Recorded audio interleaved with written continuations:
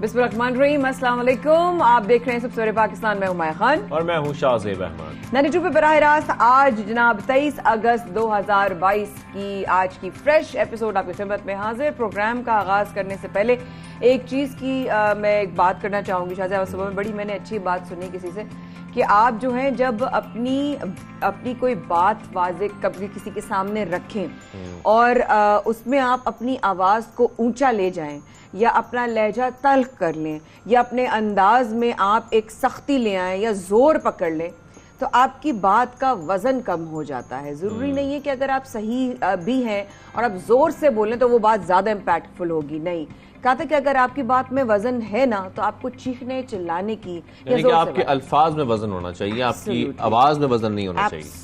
Absolutely. तो हम आज के प्रोग्राम में भी आगे चल के बहुत सारी आप पहलुओं पे देखेंगे कि वहां पर बहुत सारी चीजों पर आप समझ सकते हैं कि एक ऐसन तरीके से भी हुआ जा सकता था। लेकिन बहरहाल प्रोग्राम का अगर आगाज करें सुबनामा के साथ, इस्लामाबाद पुलिस ने पार्लियामेंट लॉजेस में कल की जो खबर है जनाब शहबाज गिल के जो कमरे में छापा मारा, साथ में वो थे, उसमें असला जो है उनका आया, सैटेलाइट फोन भी उन्हें मिला। उन्होंने कहा कि जी मैं सेटिंग करके गया था, ये मेरा सामान इस तरह नहीं रखा, मुझे पता है मेरा सामान कैसे रखा होता है और ये असला मेरा नहीं। बिल्कुल, और दीगर अशिया भी वहां से बरामद की गई हैं। हथकड़ी लगाकर शहबाज गिल को वहां पर लाया गया था। शहबाज गिल की निशानदेही पर पुलिस ने कमरे में मुकम्मल तलाशी भी ली।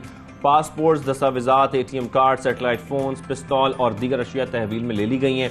जबकि शहबाज गिल साहब ये कह रहे हैं कि उनकी गैर मौजूदगी में कोई यहाँ आया है। इससे पहले यहाँ पर ये सब कुछ मौजूद नहीं था। इसके साथ साथ मीडिया से गुफ्तगू में शहबाज गिल ने अपने साथ जिनसी इस्तेहसाल की तस्दीक भी की है। जबकि पुलिस ने गैर कानूनी असला रखने पर शहबाज गिल के खिलाफ मुकदमा दर्ज करने का फैसला किया है, यानी कि उनके ऊपर अब ये मुकदमा चलाया जाएगा। बिल्कुल ऐसा ही है। इमरान खान साहब की अगर बात करें, ऑब्वियसली हम यहाँ पर PTI के रहनुमा की बात करें तो इमरान खान साहब का एडिशनल सेशन जज के खिलाफ बयान तौहीन अदालत का कार्रवाई शुरू करने का फैसला उन्होंने कर लिया है। इस्लामाबाद हाईकोर्ट का 3 रुकनी बेंच आज जो है वो समाअत करेगा। शाहज़ेब, बिल्कुल, और जस्टिस मोहसिन अख्तर कियानी, जस्टिस मियां गुल हसन औरंगजेब और जस्टिस बाबर सत्तार पर मुश्तमिल बेंच समाअत करेगा। जबकि तौहीन अदालत की कार्रवाई का फैसला हाई कोर्ट के तमाम जजेस की मुशावरत से हुआ है। जबकि दूसरी जानब हम ये भी देख रहे हैं कि इस्लामाबाद हाई कोर्ट ने पुलिस को इमरान खान को गिरफ्तार करने से रोक दिया, क्योंकि हमने ये देखा था कि 25 अगस्त तक राहदारी जमानतों की मंजूर करके 3 दिन में ट्रायल कोर्ट से रुजू करने का हुक्म भी दिया गया है। तो अभी इनको गिरफ्तार करने से रोक दिया गया, लेकिन ये 25 अगस्त तक है।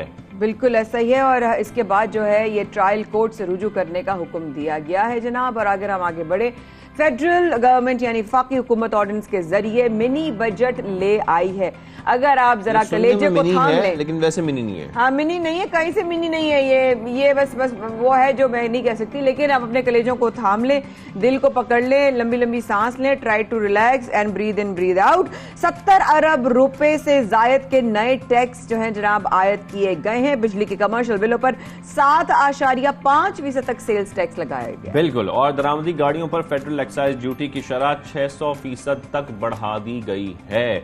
जैसे कि हम गाड़ियों का जिक्र कर रहे थे, लेकिन ये वो गाड़ियां हैं जो कि दरामदी गाड़ियां हैं, जिनको खैर अब जाहिर है जो अफोर्ड कर सकता है वो दरामद कर ले, जो नहीं कर सकता वो यहाँ से गाड़ी खरीद ले। लेकिन खैर इसमें एक इम्पैक्ट इसका, क्योंकि हम उस दिन भी जिक्र कर रहे थे माया के इम्पैक्ट यहाँ पर भी आएगा। जो यहाँ की गाड़ियां उसमें भी पॉसिबिलिटी कि एक बार फिर इजाफा हो जाएगा कीमतों में, ये पॉसिबिलिटी है। तंबाकू पर भी सेल्स टैक्स 10 रुपए बढ़ाकर 390 रुपए फी किलो कर दिया है।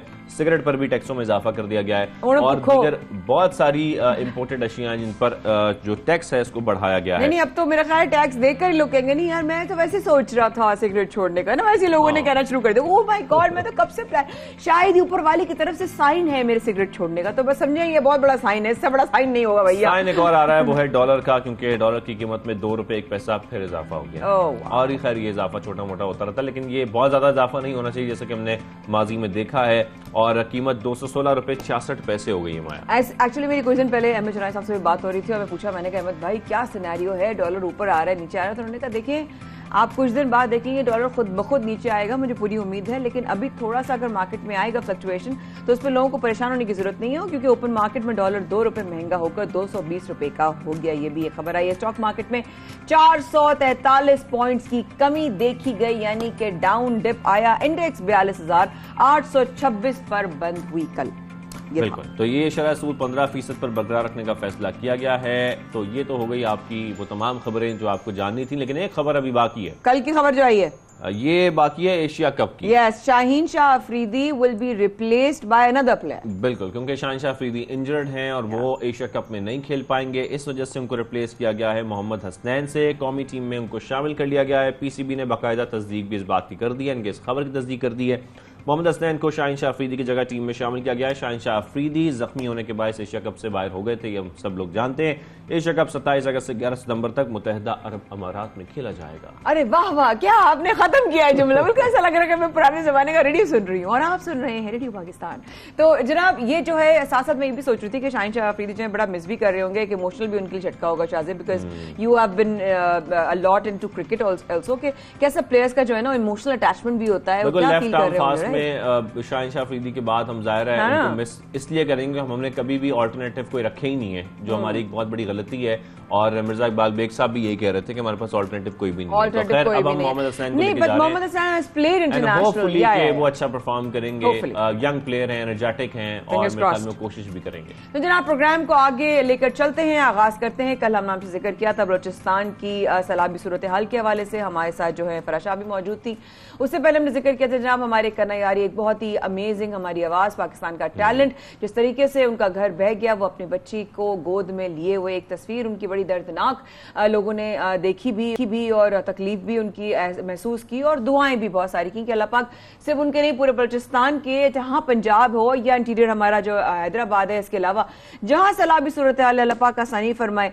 लेकिन क्या मतलब शाज़िब देखो ना आप, मतलब दुख होता है ऐसे हमारे स्टार्स को भी हम देखें तो। बिल्कुल, गुलकार अब्दुल वहाब को चंद बच्चों समेत बेयारो मददगार देखा गया मुख्तलिफ पिक्चर्स में, मुख्तलिफ वीडियोज़ में। और बताया जा रहा है कि जो बलूचिस्तान में हालिया बारिशें हुई हैं, सैलाबी सूरत हाल बनी है, उसमें उनका घर बह गया है और वो बड़े परेशान हैं। लेकिन जब हम अपने फनकारों को इस तरीके से परेशान देखते हैं तो वाकई हम सबको दुख होता है। और मेरे ख्याल में ये वो वक्त है जब हमें बलूचिस्तान के साथ खड़ा होना है, अपने फनकारों के साथ, क्या वहां पर जितने भी लोग बसते हैं उनके साथ खड़ा भी होना है, कोशिश भी करनी है कि उनकी मदद जिस तरीके से की जा सकती है वो करें, आवाज एटलीस्ट बुलंद करें। और जो अगर आप कुछ नहीं और कर सकते, और गवर्नमेंट जो है वो इस वक्त कोशिश कर रही है कि वहां पर लोगों को रिलीफ दिया जाए हर किस्म का। आई विश शाहज़ेब आप जो कह रहे हैं अल्लाह पाक उसको कबूल भी करे, क्योंकि इतनी जो सूरत हाल है वो देखकर दिल बहुत दुखता है। हम जैसे हम बैठे हुए ना अपने घरों में, हम कहते हैं देखो अपने घर से बाहर उनके पास घर भी नहीं है, छत भी गिर गई है, दीवारें भी गिर गई, खाने पीने का नहीं पता, दर दीवार, कपड़े, चीजें, बर्तन तो दूर की बात है, खाने पीने की जो बेसिक है उनको सर्वाइवल इस वक्त जो है ना वो टफ हुआ। और जो लोग अब्दुल वहाब बुगटी को वैसे हम सब लोग जानते हैं, आप सब लोगों ने यकीनी तौर पर उनको देखा होगा, लेकिन खैर इनको सिर्फ पाकिस्तान में लोग नहीं जानते। इस गाने की मकबूलियत के बाद दुनिया भर में इनके फैंस हैं अब्दुल वहाब बुगटी के। अब्दुल वहाब बुगटी ने हमें ज्वाइन भी किया है शो में, उनसे हम बात भी करते हैं और इस वक्त बातें हमने उनसे करनी है, बहुत सारी बातें करनी है। वहाब आपको खुशामदीद कहेंगे, अस्सलाम वालेकुम, कैसे हैं आप? और साथ साथ ये भी पूछेंगे वहाब साहब बताइए कि आपकी फैमिली में कितने मेंबर्स हैं और अब आप लोग कहाँ हैं? सर हम यहाँ डेरा मुराद जमाली से 3 किलोमीटर के फासले पे हमारा गोठ है, गोठ मोहम्मद उमर बुगटी के नाम पे। हम वहाँ पे रहते हैं, काफ़ी हमारे कज़न दोस्त और अहबाब हैं। तो ये 12 अगस्त से ये अक्सर सिलसिला चल रहा था बारिशों का, बस यही सोच रहे थे अल्लाह राम करेगा, अल्लाह खैर करेगा। कच्चे मकान थे और पहले भी वो कुछ सही नहीं था उसका पोजीशन, तो बस अबू कह रहा था अल्लाह खैर करेगा, अल्लाह खैर करेगा। आखिर 20 तारीख जो है लगातार जो बारिश हुई तो जगह गिरने लगी, तो हम सब बाहर निकल के चारपाई रख के उधर रात गुजारा। तो 20 को हमने देखा माहौल ठीक नहीं है, तो हम लोगों ने तैयारी पकड़ा, हम बारिश में आए। इधर दोस्त का एक घर है, कमरा दिया इसने, ये इसमें बैठे हुए हैं और कुछ उधर भी कमरा है, बाल बच्चे हैं उधर, और अभी हम इधर ही इंशाल्लाह अल्लाह खैर करेगा। अब्दुल वहाब बुगटी, आपको कोक स्टूडियो से बहुत शोहरत मिली है माशाल्लाह, आपको सब लोग जानते हैं। इस वक्त सैलाब ने आपको मुतासिर किया है, लेकिन मुझे ये जरूर बताइएगा कि आपको कोई माली मदद मिली है, किसी किस्म की कोई सपोर्ट मिली है अभी तक? कोक स्टूडियो एक म्यूजिक स्टेशन है और एक प्रमोट करता है गुलकारों को। उसने हमें बहुत प्रमोट किया है। जो हमारा पोजीशन था वो पहले से तो लो था। अभी जो है वो कोक वाले भी बहुत काम कर रहे हैं, 20 से वो ताउन कर रहे हैं उधर से। उन लोग एक ट्रेंड चला रहे हैं आपस में और ताउन कर रहे हैं। हमारे अकाउंट नंबर भी लिया है उसने, इजी पैसा का भी, तमाम टीम लगा हुआ है वो भी। नहीं, अल्लाह ताला आपके लिए अभी भी इस वक्त आप मुल्क की मोहब्बत में जो है वो गाने भी गा रहे हैं और आप हिम्मत भी पकड़े हुए हैं। इस वक्त क्या सूरत हाल है? रिलीफ ऑपरेशन शुरू हो चुका है? ज़रा हमें बताइएगा भाई प्लीज़। फिलहाल अफरा तफरी का माहौल है और डीसी यहाँ के एफसी जो है ना वो पानी को मूव कर रहे हैं। इसको फ़िलहाल जो पानी में उन लोगों का तवज्जो है ताकि यहाँ की आबादी जो बच जाए। फिर मेरे ख्याल में 1-2 दिन में जो है ना इंशाल्लाह ये सिस्टम रिलीफ का भी शुरू हो जाएगा। और वैसे काफ़ी दोस्त भी तावन कर रहे हैं हमारा और करेंगे, डीसी साहब भी करेगा इंशाल्लाह। फ़िलहाल तो हम यहाँ सेट हैं क्योंकि बारिश भी सर पे है, बच्चे हैं छोटे छोटे, इसलिए हम खुद अपने मर्जी से। सबसे अच्छी बात मुझे आपकी लग रही है कि आपने हिम्मत नहीं हारी। आपको उम्मीद है कि इंशाअल्लाह अल्लाह ताला सब कुछ बेहतर करेगा। ये हमारे मुल्क की बदकिस्मती है कि हमारे यहाँ फनकार इतने परेशान हाल हैं। हुकूमत से क्या मुतालबा है आज आपका? हमारे प्रोग्राम के जरिए क्या कहना चाहते हैं आप? मैं खास कर बलूचिस्तान हुकूमत से, वज़ीर आला साहब से रिक्वेस्ट करता हूँ, जो मेरा घर गिरा है इसको हम बनाएं। मेरा स्टूडियो था अपना छोटा सा, अक्सर मैं गाता था वहाँ पे, वो भी मेरा गिर गया और घर भी गिर गया। ताकि मैं बच्चों के साथ जाऊँ तो घर बनाऊँ। एक फनकार बंदा ऐसे तंबू में बैठे तो मुनासिब नहीं लगेगा। वाह भाई, आपकी बलोची बहन बहुत सारी आपके लिए दुआएं कर रही है। अल्लाह ताला आपके लिए बहुत अच्छा करेगा। आप इतने सब्र से शाज़ेब वाली बात कि आप इतना अच्छा, आपकी सोच है, आपने इतनी हिम्मत पकड़ी हुई है और आप आज आपके फैंस में इजाफा हो जाएगा। अब तक आपकी आवाज टैलेंट के लोग फैन थे, अब आपके फैंस आपकी हिम्मत के भी फैंस होंगे, आपकी शख्सियत के भी जो हैं वो मद्दा हो जाएंगे। अपने उन मद्दाओं के लिए, अपने उन मोहब्बत करने वालों के लिए आप कुछ पैगाम देना चाहेंगे? बस मोहब्बत करते हैं, दोस्त हैं सारे। हम अपलोड करते हैं ज़्यादातर यहाँ फेसबुक में। पहले तो कैस्ट का दौर था, फिर सोशल मीडिया आया तो हमने सोशल मीडिया पे काम किया, तो इसीलिए काफ़ी हद तक हमारा नाम हुआ। अभी कोक पे भी आए हैं, अभी यूट्यूब चैनल भी बनाया है, आगे सिस्टम सही हो रहा है। और दोस्तों से भी गुजारिश है कि रियल को शेयर करें और रियल को सुने। वहाँ से जो हम अपलोड करते हैं वहाँ से सुनो। डाउनलोड करके जो आप उसके व्यूज़ तकसीम कर रहे हो ना, उसमें जो है ना आपको फ़ायदा है ना हमें फ़ायदा पहुँच रहा है। क्या बात है भाई, वाह भाई, थैंक यू सो मच। आपने इस सूरत में भी हाल में भी हमसे राब्ता किया, हमसे बात की और फुल जो है ना वो सोशल मीडिया, उनको पता है रील पे बना रहे हैं और अभी ट्यूब भी बनाए और आप उसको भी फोकस करें और आप उसको भी शेयर करें। That's so cute. उनके माशाल्लाह इतने सारे जो माशाल्लाह छोटे छोटे बच्चे हैं वो भी उनके साथ वहाँ पर ज़ाहिर महसूर हो चुके हैं इस सैलाबी सूरत हाल में। लेकिन हम उम्मीद करते हैं कि ये हालात कुछ बेहतर होंगे। जिस तरीके से रिलीफ ऑपरेशन चल रहा है, ये तमाम घर दोबारा बने भी। मेरे ख्याल में हुकूमत को भी कोशिश करनी चाहिए, खासतौर पर सिर्फ अब्दुल वहाब बुगटी ही नहीं, वहाँ पर जितने भी लोग मुतासर हुए हैं खासतौर पर उनके लिए कुछ कोशिश करें। क्योंकि ज़ाहिर है अभी वहाँ पर मैं देख रहा था मुख्तलिफ मेरे ऐसे दोस्त भी हैं, मुख्तलिफ NGOs हैं जो अपनी गाड़ियां लेकर निकले हुए हैं लोगों की मदद करने के लिए। ये तो लोग अपनी जो है ना अपने तौर पर कर रहे हैं, लेकिन गवर्नमेंट की जिम्मेदारी है कि ये सारा रिलीफ ऑपरेशन मुकम्मल होने के बाद वहाँ पर लोगों के जो घर हैं उनको भी बहाल किया जाए, उनके जो लाइफ जो उनकी ऑलरेडी थी उसको बहाल किया जाए। अल्लाह ताला बड़ी बेहतरी के मामलात फरमाएगा और अपने बंदे को वो जब थोड़ी सी आजमाइश में डालता तो देखता है कि अपना बंदा उसका जो है तवक्कुल कितना रखता है। तो मेरा ख्याल है आज वहाब भाई को देखकर इस बात का मजीद जो है वो अंदाज़ा हुआ कि लोगों के घर ज़रूर टूटे हैं लेकिन उनकी हिम्मत नहीं टूटी, उनका भरोसा नहीं टूटा, उनकी उम्मीद नहीं टूटी। और ये देखकर बहुत अच्छा लगा। वहाब भाई आप बहुत शुक्रिया, आपने वक्त निकाला, हमारे प्रोग्राम में आए और प्रोग्राम का आगाज़ आपसे हुआ, इस बात की दिल से खुशी है। अपनी टीम का भी शुक्रिया अदा करना चाहूँगी कि आप लोग ने वहाब भाई का जो है ये पैकेज और ये तमाम चीज़ें शेयर की, उनकी तमाम सवालात हमें आवाज़ उनकी सब लोगों तक पहुँची। बहुत शुक्रिया। प्रोग्राम में आगे बढ़ेंगे, हम पॉलिटिकल राउंड अप के बारे में बात करेंगे। पॉलिटिकल सिनेरियो इस वक्त जो है बड़ा वो जो है वो बेसिकली अब गर्मा गर्मी, मुझे लगता है शायद बड़ा एक हल्का लफ्ज हो गया है इस वक्त। Political scenario is dicey, political scenario can not be predict और उसके बाद जो है ना आप कुछ नहीं कह सकते। Everything is unpredictable right now. Do you agree with me? बिल्कुल सही बात है, ऐसा ही है। और इसी को हम बार बार कह रहे हैं, पॉलिटिकल इंस्टेबिलिटी इस वक्त मुल्क में, और इसकी वजह से मुल्क को बहुत नुकसान हो रहा है इस वक्त। खैर इस बारे में कौन सोचेगा ये तो हम नहीं जानते, लेकिन इस वक्त जो मुल्क में हो रहा है, सियासी जमातों की आपस में जो रस्साकशी चल रही है, जिस तरीके से एक दूसरे के खिलाफ कार्रवाइयों का आगाज भी अब कर दिया गया है, लेकिन खैर ये हम माजी में भी देखते आए, कोई पहली बार नहीं हो रहा पाकिस्तान में। इससे पहले भी बहुत सारी सियासी जमातों के साथ ऐसा होता रहा है और इस बार भी हो रहा है।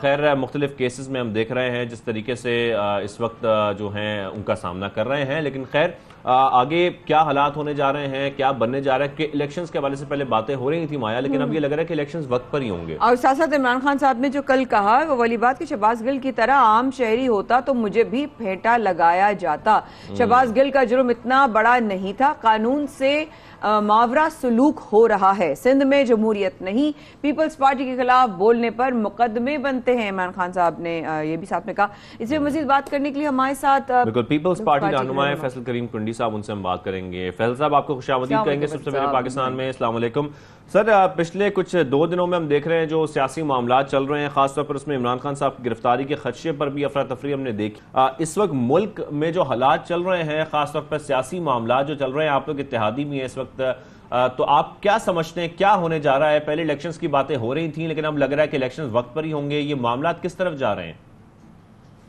बिस्मिल्लाहिर्रहमानिर्रहीम। देखें, हमने तो पहले दिन ही कहा था कि इलेक्शन वक्त पे होंगे, लेकिन ठीक है, डिबेट एक चल रही थी कि जी इस हफ्ते हो रहे हैं, अगले हफ्ते अनाउंस हो रहे हैं, कल अनाउंस हो रहे हैं, परसों अनाउंस हो रहे हैं। लेकिन हमने कहा था कि हम पहले इलेक्टोरल रिफॉर्म्स करेंगे, उसके बाद हम इलेक्शन करेंगे और इलेक्शन टाइम होगा। हमारी पार्टी का ये एक मैनिफेस्टो का ये हमारे एक वो है कि पार्लियामेंट जो है अपनी मुद्दत पूरी करे। हुकूमतें आती जाती रहती हैं, लेकिन पार्लियामेंट को अपने 5 साल पूरे करने चाहिए। दूसरी बात है, आपने भी कहा, मैंने आखिरी वो सुना कि इमरान खान साहब फरमा रहे हैं कि सिंध में जमहूरियत नहीं है। जमहूरियत कहाँ पर है फिर? सिंध में जमहूरियत नहीं है। पाकिस्तान पीपल्स पार्टी पाकिस्तान की सबसे जमहूरी पार्टी है। जमहूरियत के हवाले से अगर आप तारीख उठाएं तो जो कुर्बानियां जो जमहूरियत के लिए पाकिस्तान पीपल्स पार्टी ने की है वो किसी ने भी नहीं किया है। लेकिन इमरान खान चाहते हैं कि कायद आज़म का पाकिस्तान ना हो, PTI का पाकिस्तान हो, जिसमें इमरान खान जिसको भी गाली निकालें, जिस इदारे को पकड़कर जिसको भी तू तू करके पुकारें। अब आप पिछले दिनों देखें कि जिस तरीके से उन्होंने अदलिया को, एक जज साहबा को जिस तरीके से उन्होंने धमकी दी। चले आपने माजी में भी धमकियां दी डी चौक पे कि मैं IG को अपने हाथ से जो है फांसी पे चढ़ाऊंगा। आपने कितने लोगों को फांसी पे चढ़ा दिया अपने दौर में? 4 साल दौर पर हुकूमत थी। देखिए, ये बातें करना कि अगर आपके लिए अलहदा कानून हो, पाकिस्तान पीपल्स पार्टी और दूसरी जमातों के अलहदा कानून, ये पाकिस्तान में नहीं हो सकता। आप मुझे बताएं कि कौन सी जमात ऐसी थी जिसने माजी में कहा कि अगर मेरी हुकूमत ना हो तो इस मुल्क पर एटम बम गिरा देना चाहिए। ये इमरान खान साहब के इरशादात हैं। और फिर आप मुझे बताएं, जो शहबाज गिल साहब की जो स्टेटमेंट्स थी, उन्होंने जिस तरीके से इदारे के खिलाफ स्टेटमेंट दी कि आप इदारे में मतलब एक किस्म का जो है आप बगावत कराना चाहते हो, इस किस्म के अगर आप स्टेटमेंट दें, वो फौज जो आपकी सरहदों की हिफाजत करती है, जिसने एक बहुत बड़ी कुर्बानी वॉर ऑन टेरर में दी, बहुत सी चीजें दी। अब इमरान खान के सिर्फ एक फिक्र ये भी है कि अगर वो कह रहे हैं जंग हमारी नहीं थी, क्या 4 साल दौर में इमरान ने किसी दिन कहा कि हम वॉर ऑन टेरर से बाहर निकल रहे हैं, या उनकी दौर में जो शहादतें हुई उसको वो ऑन नहीं करते हैं? ये चीजें नहीं होनी चाहिए। देखें, आप अपनी सियासत के लिए मुल्क और उसके इदारों को अगर इस किस्म की वो करेंगे तो अब आप देखें, आपने किए, आप भुगतेंगे। अब हाई कोर्ट का एक बेंच बना है। डर की बात कर रहे हैं, आपने भी डर की बात की, तो फवाद चौधरी साहब ने भी कहा कल के जनाब ये अवाम का मजमा देखकर हुकूमत डर गई। अब वो आपने डर की बात की तो वो मुझे उनकी बात याद आ गई कल वाली। देखें, पहली बात वो है, आप इसलिए उन्होंने गिरफ्तार नहीं किया। जो अपने आप को टाइगर कहे वो तो गिदड़ साबित हुआ। अभी सिर्फ ये हुआ था कि शायद उनके खिलाफ FIR हो गई और उनको शायद ही गिरफ्तार किया जाए। पूरे पाकिस्तान से लोगों को बुलाया, मुझे बचाओ। लीडर वो होते हैं कि अगर FIR हो या कोई चीज हो, अगर आप में इतनी जुर्रत नहीं है तो फिर आपने अगर इतनी जुर्रत नहीं है तो इतनी बड़ी बड़ी बोंगियां फिर ना मारते, फिर आराम से बैठ जाते। आपने बुलाया, क्यों बुलाया? लीडर होता बाहर निकला था कि हाँ मेरे ऊपर FIR हो, जो मुझे गिरफ्तार कर लो। लेकिन ये लीडर का काम नहीं होता कि आप जाके जो है वो लोगों के पीछे, औरतों के पीछे जाकर छुप जाए कि मुझे बचाओ, मुझे गिरफ्तार किया जा रहा है। तो फैसल साहब, ये कॉल दी गई थी क्योंकि हमें तो खबर ही आई कि जी अवाम इकट्ठा हो गई है सुन के, उनकी गिरफ्तारी का सुन के अवाम जज्बात में आके उनके बनी गाला वाले घर पे पहुंच गई, घरों से निकल आई, शहरों से निकल आई। खुद अपने साथ बैठे हुए लोगों को बोला कि आप ट्वीट करें, लोगों को बुलाएं, लोगों को इकट्ठा करें, और ये आपके सामने है। लीडर होगा बाहर निकल आता कि हाँ मेरे ऊपर FIR है, करो, मुझे गिरफ्तार कर लो, क्या हो जाता है। पहले तो ये कहता मैं जेलों से नहीं डरता, मैं थानों से नहीं डरता, फिर आप क्यों डर रहे थे? गिरफ्तारी की तो कोई पुलिस नहीं की हुई थी, खुद ही लोगों को इकट्ठा किया। जिस दिन हुकूमत गिरफ्तार करेगी फिर आप चाहे जो कुछ भी कर लें, फिर आप गिरफ्तारी से नहीं बच सकते हैं। अच्छा फैसल साहब, कल हमारे प्रोग्राम में आलिया हमजा साहिबा शिरकत कर रही थी और वो ये फरमा रही थी कि इस वक्त जब मौजूदा हुकूमत को हमने कई बार मुतादिद बार डायलॉग के लिए कहा, लेकिन उनकी तरफ से कोई कदम नहीं उठाया गया, इसमें कितनी सदाकत है? देखें, अगर उन साहिबा ने कोई ख्वाब में कहा हो तो हमें तो नहीं पता, हकीकत में तो मैं कोई बात नहीं। आपके चैनल पे कभी उन्होंने कहा, आपके किसी और चैनल में कहा, किसी हमारे चैनल चैनल के अलावा कभी कोई बात का ऐसी हुई कि PTI की जानिब से राब्ता किया गया हो या कहा गया हो? हमसे तो कोई राब्ता नहीं हुआ, उन्होंने पता नहीं क्यों कहा। अब शायद उन्होंने ये बयान अगर आपके चैनल पे अगर 1-2 दिन में दिया तो शायद उनको शौकाजी मिल जाए कि आपको क्या जरूरत है कि आप ऐसी किसी तरह की बातें करें। हमें तो कई बार डायलॉग का कहा, अगर वो नहीं बैठना चाहते, हमें कोई उस पर नहीं है शौक उनके साथ बैठने का। फिर अगर वो ये चाहते हैं कि हमें उनको सिर्फ उनके साथ बैठना है कि जो उनको वजीर आजम बनाए, कि हमें वजीर आजम बनाओ, मुझे वजीर आजम बनाए, इमरान खान वजीर आजम हो, तो और किसी के साथ बैठने को तैयार है, तो नहीं बनता। अच्छा, साथ साथ एक और भी चीज, अब आलिया हमजा साहबा के हवाले से भी बात हो रही, तो कल वो आई थी प्रोग्राम में तो बड़ा उन्होंने साथ में कहा कि भाई लीडर है, वो घबराता नहीं है, वो निडर है और हम सब उसके साथ खड़े हैं, और अगर गिरफ्तारी हुई इमरान खान की तो तमाम जो उनकी लीडरशिप है वो भी जो है वो गिरफ्तारी देगी। और इलेक्शन जो है वो हमारी डिमांड है। हमने सवाल किया फैसल साहब कि अगर इलेक्शन नहीं होते तो फिर आप लोग इस तरीके से एहतजाज करेंगे, तो उन्होंने कहा पुरअमन एहतजाज करें। क्या आप समझते हैं ये पुरअमन एहतजाज हो रहा है अकॉर्डिंग टू यू? देखें, एहतजाज अगर पुरअमन हो, वो एक जमहूरियत में अपोजिशन का काम है कि आप जब पुरअमन एहतजाज करें, आप रैलीज निकालें, आपकी जमहूरी हक है। इलेक्शन इन टाइम होगा, इनकी ख्वाहिश हो सकती है कि इलेक्शन जल्दी हो, लेकिन इनकी ख्वाहिशात पे तो ये मुल्क नहीं चल सकता।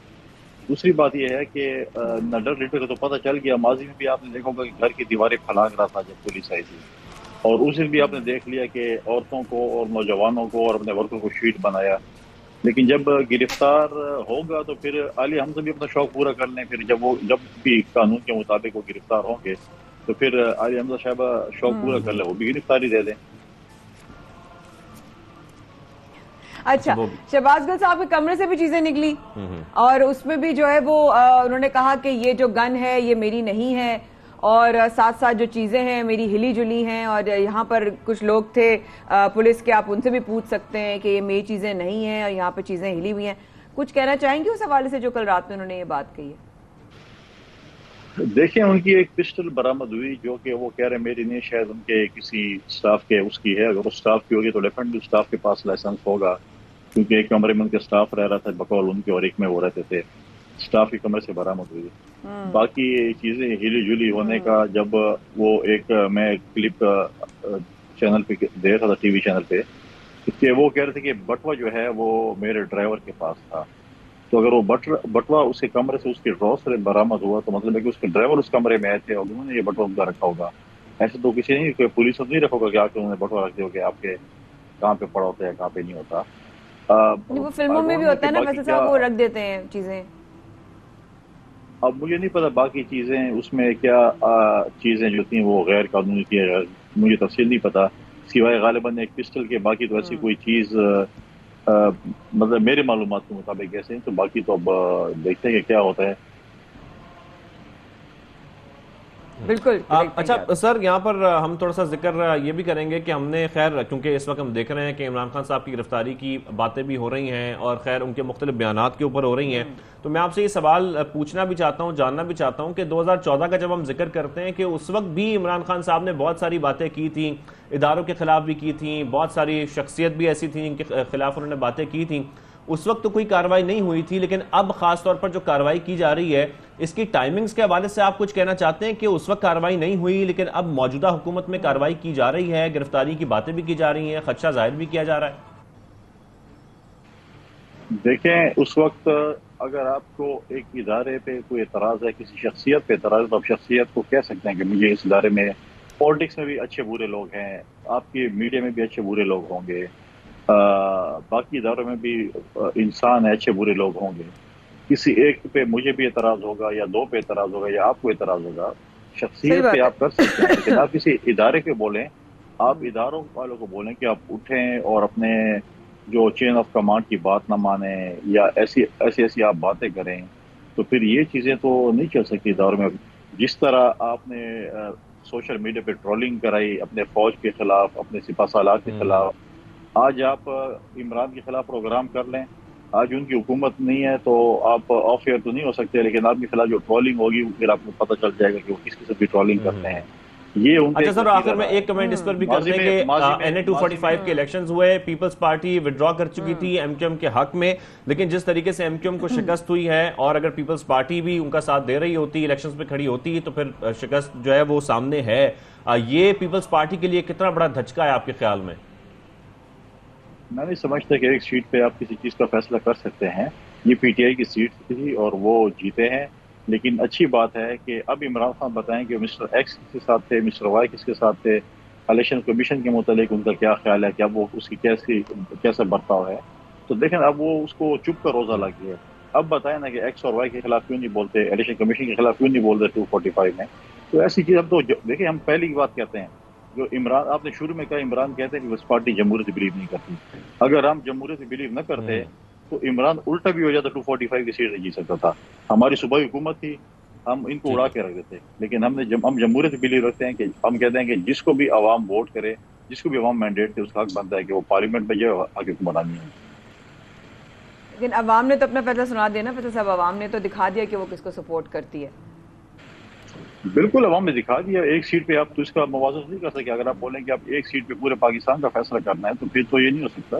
इलेक्शन आएगा, हम तो भी कहते हैं 2023 में इलेक्शन होगा और अवाम पीटीआई को वोट देती है, उनका हक बनता है कि वो हुकूमत करें। हम तो ये नहीं कहते नहीं करते, लेकिन फिर हम कहते हैं कि इलेक्टोरल रिफॉर्म्स हो, ऐसे रिफॉर्म्स करें कि कल इलेक्शन जब हो और इलेक्शन में जो पार्टी हारे, कम से कम वो ये इल्जाम ना लगाए कि इस इलेक्शन में धांधली हुई है।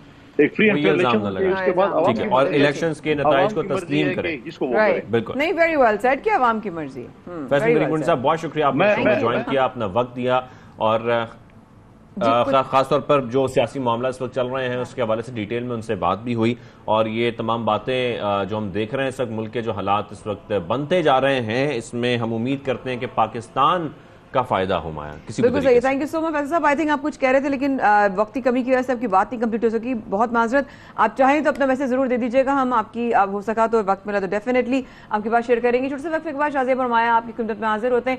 Please do stay with us. अगर आपकी गर्दन और कमर में दर्द है तो प्लीज आपको हमारे साथ रहना चाहिए।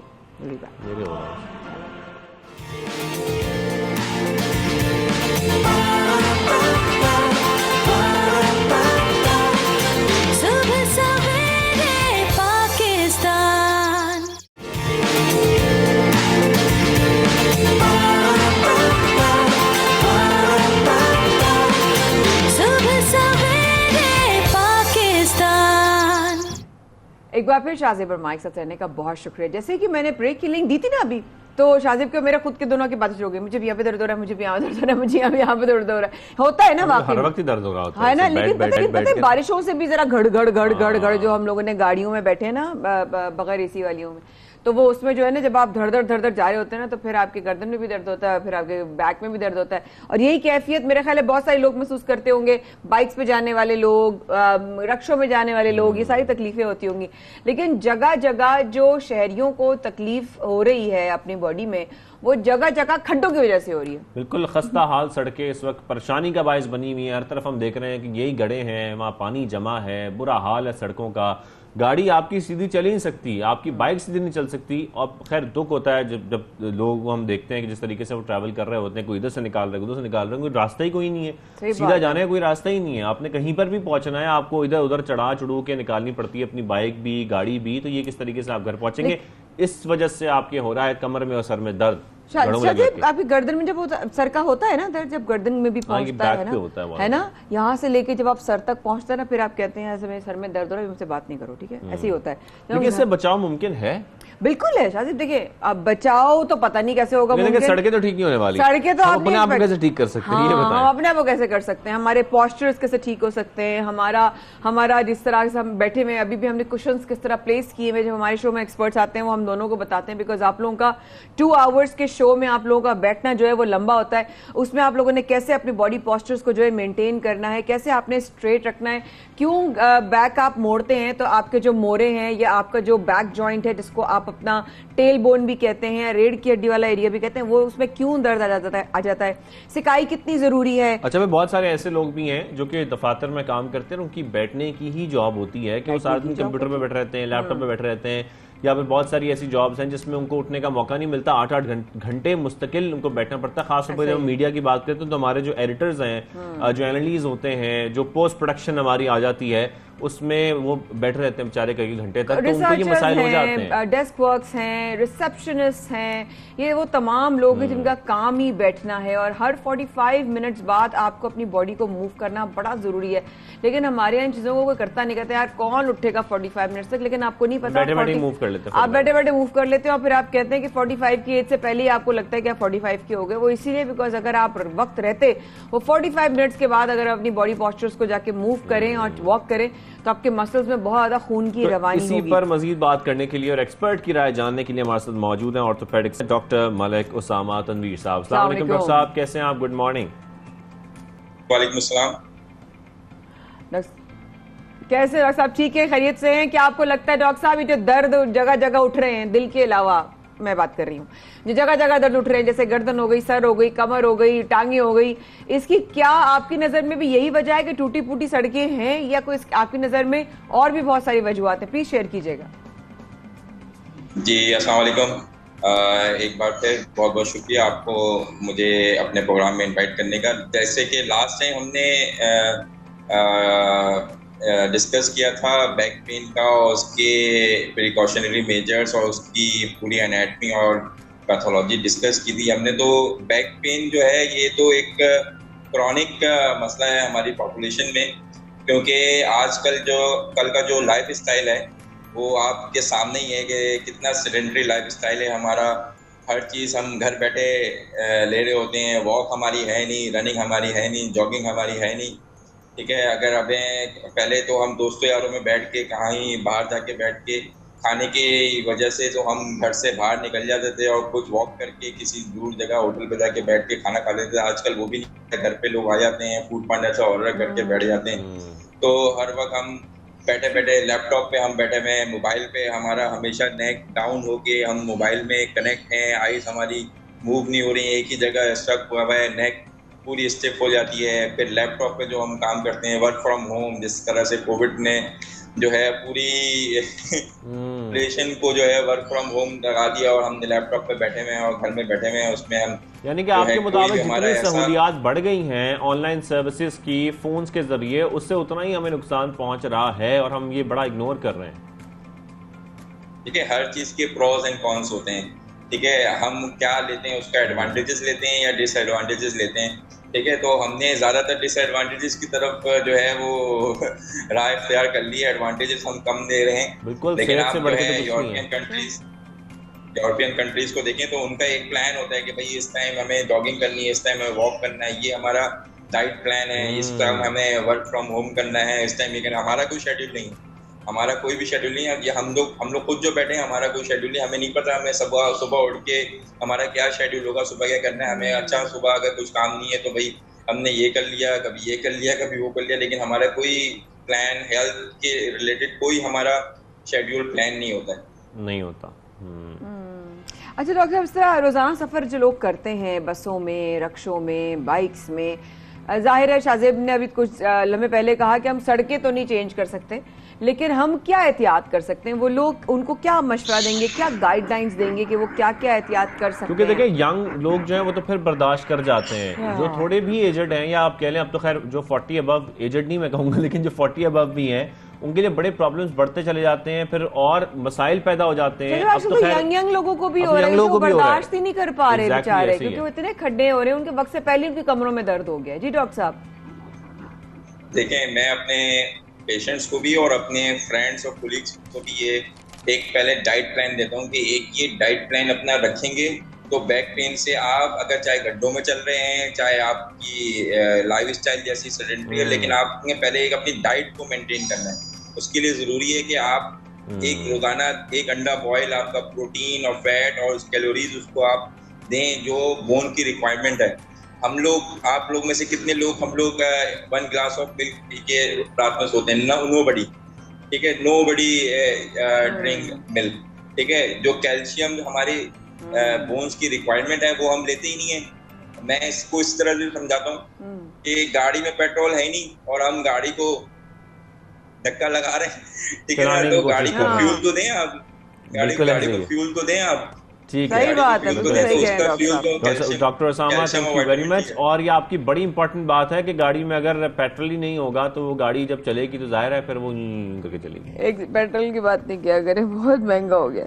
बहुत शुक्रिया डॉक्टर साहब, आपने हमें ज्वाइन किया सबसे पहले पाकिस्तान में, थैंक यू वेरी मच। और ये टॉपिक इसलिए जरूरी है क्योंकि आजकल हम सबके ये मसाइल हैं। यस, अब बात करते हैं इम्पोर्ट बैन एंडेड के हवाले से। हुकूमत ने दरामद पर पाबंदी बंद खत्म कर दी है और जनाब साथ साथ जो है अशिया पर जो है भारी ड्यूटी आयद भी कर दी। ये भी जब शुरू में हमने प्रोग्राम के बताया आपको, वजीर खजाना का कहना है कि कोशिश है दरामदात के जो है हजम हमारी जो है बरामदात और जो है है वो ज्यादा ना हो, उससे बिल्कुल ऐसे ही। थैंक यू काशिफ भाई, बिल्कुल एग्जैक्टली। हुकूमत ने नए इक़दाम के जरिए IMF की शराइत पूरी कर दी हैं। इसके मईशत पर क्या असरात मुरतब होंगे और क्या असरात नहीं होंगे, ये सब कुछ हम जानना चाहते हैं। लेकिन क्या इससे हमारी मईशत को फायदा पहुंचेगा नहीं पहुंचेगा, ये जानने के लिए हमने रब्ता किया। माहिर मुआशियात खाकान नजीब साहब हमारे साथ मौजूद है। खान साहब, सबसे पहले सर ये बताइएगा, दरामदात पर पाबंदी के खात्मे से मईशत को कितना फायदा पहुंचा है अभी तक?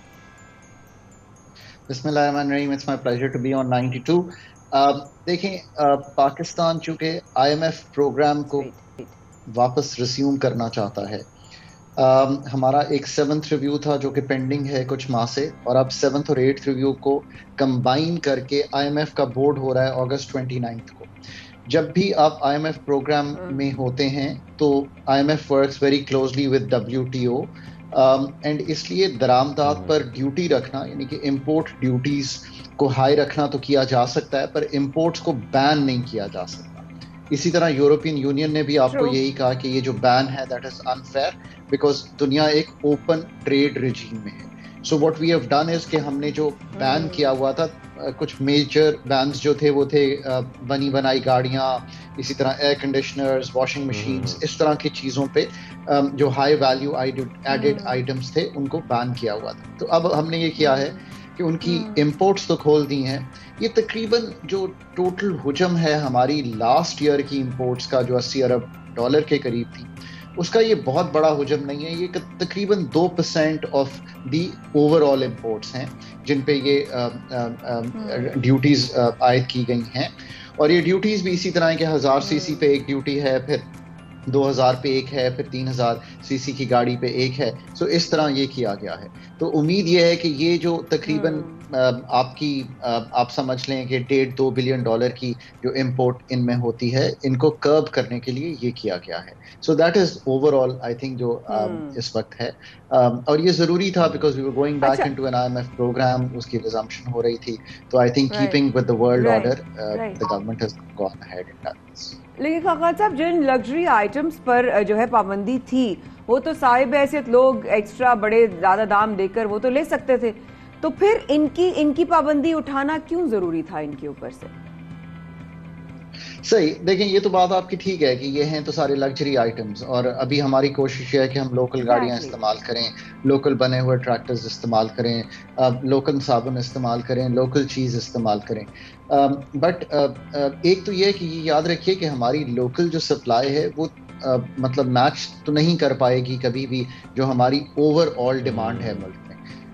दूसरी बात यह है कि जो वर्ल्ड ऑर्डर है वो अगर आप दूसरों की चीज़ें इस्तेमाल करने से गुरेज करेंगे और इंपोर्ट बैन्स कर देंगे तो दूसरे भी आपकी चीज़ें फिर मंगवाने पर यही कहेंगे। यूरोपियन यूनियन हमारा एक बहुत बड़ा पार्टनर है, उन्होंने हमसे कहा कि ये आपने हमारी सारी प्रोडक्ट्स को बैन किया है। सो अगर वो फिर आपकी जो कॉटन एंड टेक्सटाइल है और जो आपकी लेदर गुड्स हैं, जो आपकी राइस जाती है, वो उस पर भी फिर पाबंदी लगा सकते हैं। So keeping the world order and the fact, ये सबसे बड़ा आंसर जो है इसमें IMF प्रोग्राम का। बट ये याद रखिए कि ये आपने बात दुरुस्त किया, हमारे जो साहिब हैसियत लोग हैं उनको खुद ये सोचना है कि मुल्क के जो इस वक्त ज़र मबादला के ज़खायर हैं ना, वो $7.8 बिलियन के हैं। इसकी अहमियत इस तरह से समझिए कि ये कवर करते हैं हार्डली 1 मंथ की इंपोर्ट। अगर आप जून की इंपोर्ट ले लें तो वो $7.8 बिलियन ही थी। So it is a very concerning thing for me as a policy maker कि हमारे अब बिल क्या होना चाहिए, हमारा जो इंपोर्ट बिल का कवरेज है वो होनी चाहिए 3 माह की, यानी कि हमारे जो ज़र मबादला के ज़खायर foreign FX held by the State Bank of Pakistan, वो $20 अरब होना चाहिए। वो सिर्फ इस वक्त $7.8 बिलियन है। तो हमें खुद ही एज अ कौम इस वक्त थोड़ा सा 1 साल इंतजार करना चाहिए। हमें सोचने की जरूरत है, काम अपने मुल्क के फायदे के लिए खास कुछ काम हमें खुद करना है, बिल्कुल खुद भी करना है। और IMF की जो शराइत हैं उस पर हम इस तरीके से अमल भी इसीलिए कर रहे हैं ताकि मुल्क का फ़ायदा हो। बहुत शुक्रिया, आप हमारे साथ मौजूद थे। माहिर मुआशियात हैं खाका नजीब साहब, और तफसीलन वो हमें डिटेल्स बता भी रहे थे, तज्जिया भी अपना दे रहे थे कि इस वक्त इम्पोर्ट बैन से और बैन हटाने से क्या फ़वाइद होंगे। बिल्कुल सही बात है, लेकिन क्या ख्याल है, हम छोटा सा वक्फा लिया जाए। सबसे पाकिस्तान में शाह से फरमाया कर रहे हैं आपका इंतजार, please do stay with us, कहीं मत जाएगा, you will miss out a lot of things, please.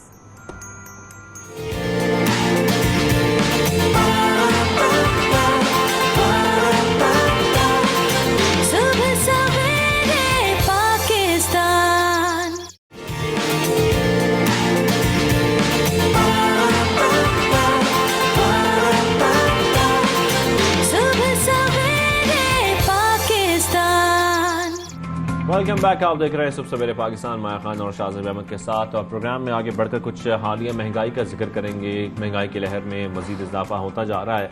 अब पेट्रोल की प्राइसेस ऊपर हों या नीचे हों, या दूसरी जानब हम डॉलर की प्राइसेस जहाँ मर्जी देखें, लेकिन जो बुनियादी अशिया हैं, अशिया ज़रूरियात जिनको कहा जाता है, उसमें मुसलसल इजाफा हो रहा है, रोज़ बरोज़ इजाफा हो रहा है। और इस तरह हम देख रहे हैं जो माहाना अखराजात हैं घर के, माया, उनमें बहुत इजाफा हो चुका है। लोग इस वजह से बड़े परेशान हैं और लोग अब ये कोशिश कर रहे हैं कि किस तरीके से मैनेज किया जाए अपने एक्सपेंडिचर्स को, किस तरीके से ये मैनेज किया जाए कि जितनी उनकी आमदनी है खर्चे भी उसके मुताबिक हों, और इसमें वो कटौती भी कर रहे हैं। अभी परसों की बात है, भाई भाभी जो है वो ग्रोसरी कुछ करने गए तो उन्होंने मुझे आके बताया कि माया जो हम जो चीज़ें लेते हैं ना, नॉर्मल जो बेसिक्स जो है हमारी, हम तो ज़्यादा चीज़ें लेनी, लेकिन जो बेसिक्स भी है ना वो भी इतनी ज़्यादा महंगी हो गई है कि इंसान करे तो क्या करे। अब तो मैंने ना उनकी शक्लें देख ली थी वाकई में कि हम क्या करेंगे, आगे आने वाला वक्त किस तरह का होगा। आप दूध भी खरीदने जाएं, अचानक पता लगता है जी इस पे 30 रुपए बढ़ गए।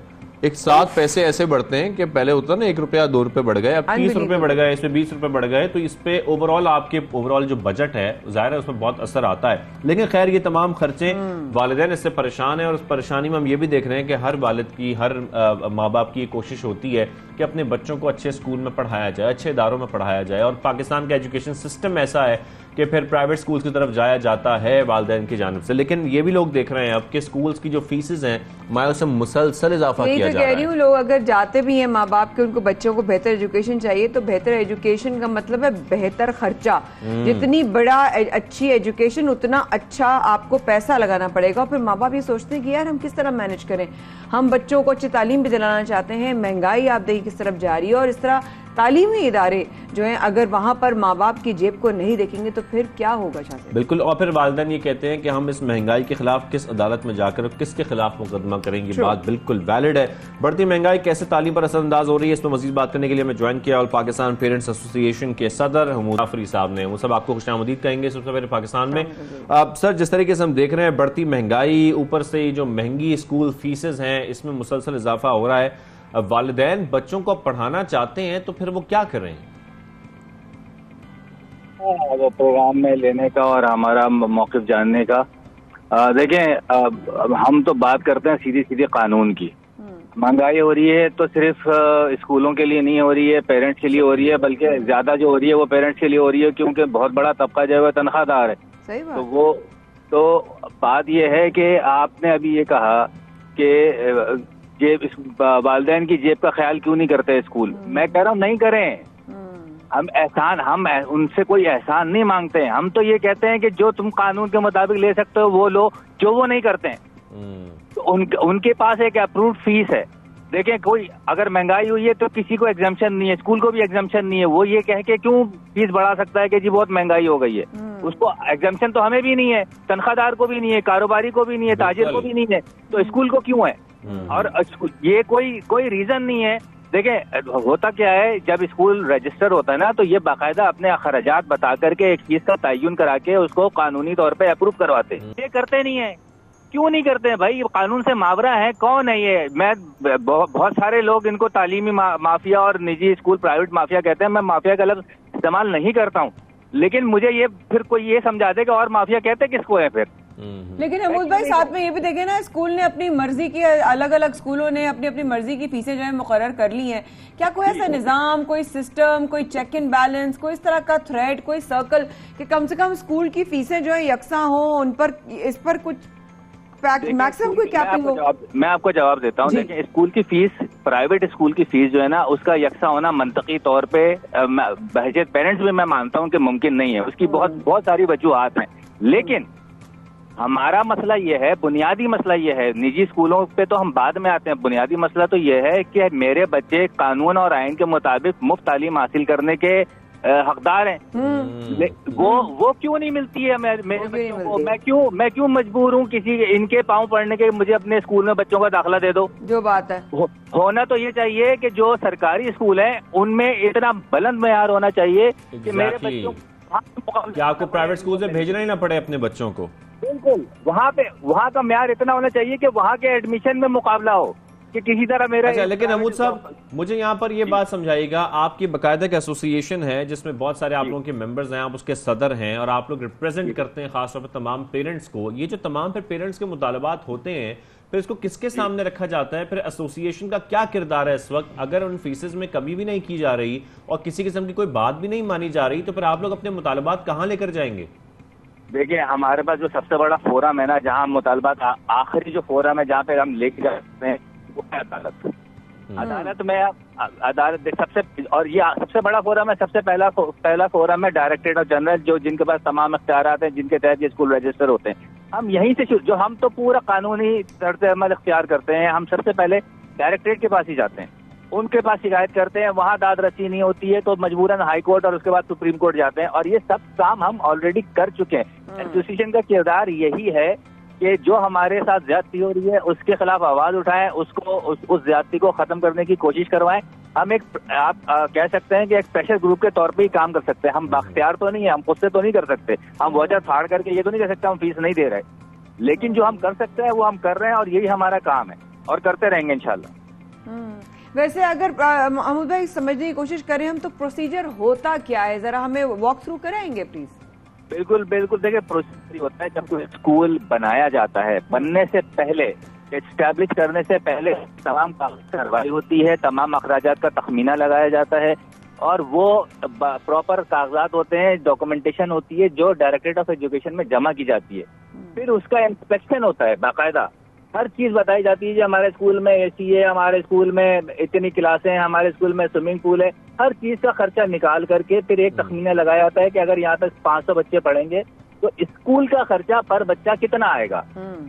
इस पे दोनों इदारे यानी कि अच्छा, और इसमें दो बातें, एक तो ये कि स्कूल की कैपेसिटी है, जैसे कि आप 500 बच्चों का फर्ज करें जिक्र कर रहे हैं, और फर्ज करें वहां पर बच्चे ज्यादा उनको एडमिशन दिया जाता है, ये भी एक फैक्टर है जो समझने वाला है कि बताया ही जाता है कि यहाँ पे 500 की कैपेसिटी, लेकिन वहां पर जो है आप ये कह लें कि एडमिशन 1000 बच्चों को दिया जाता है।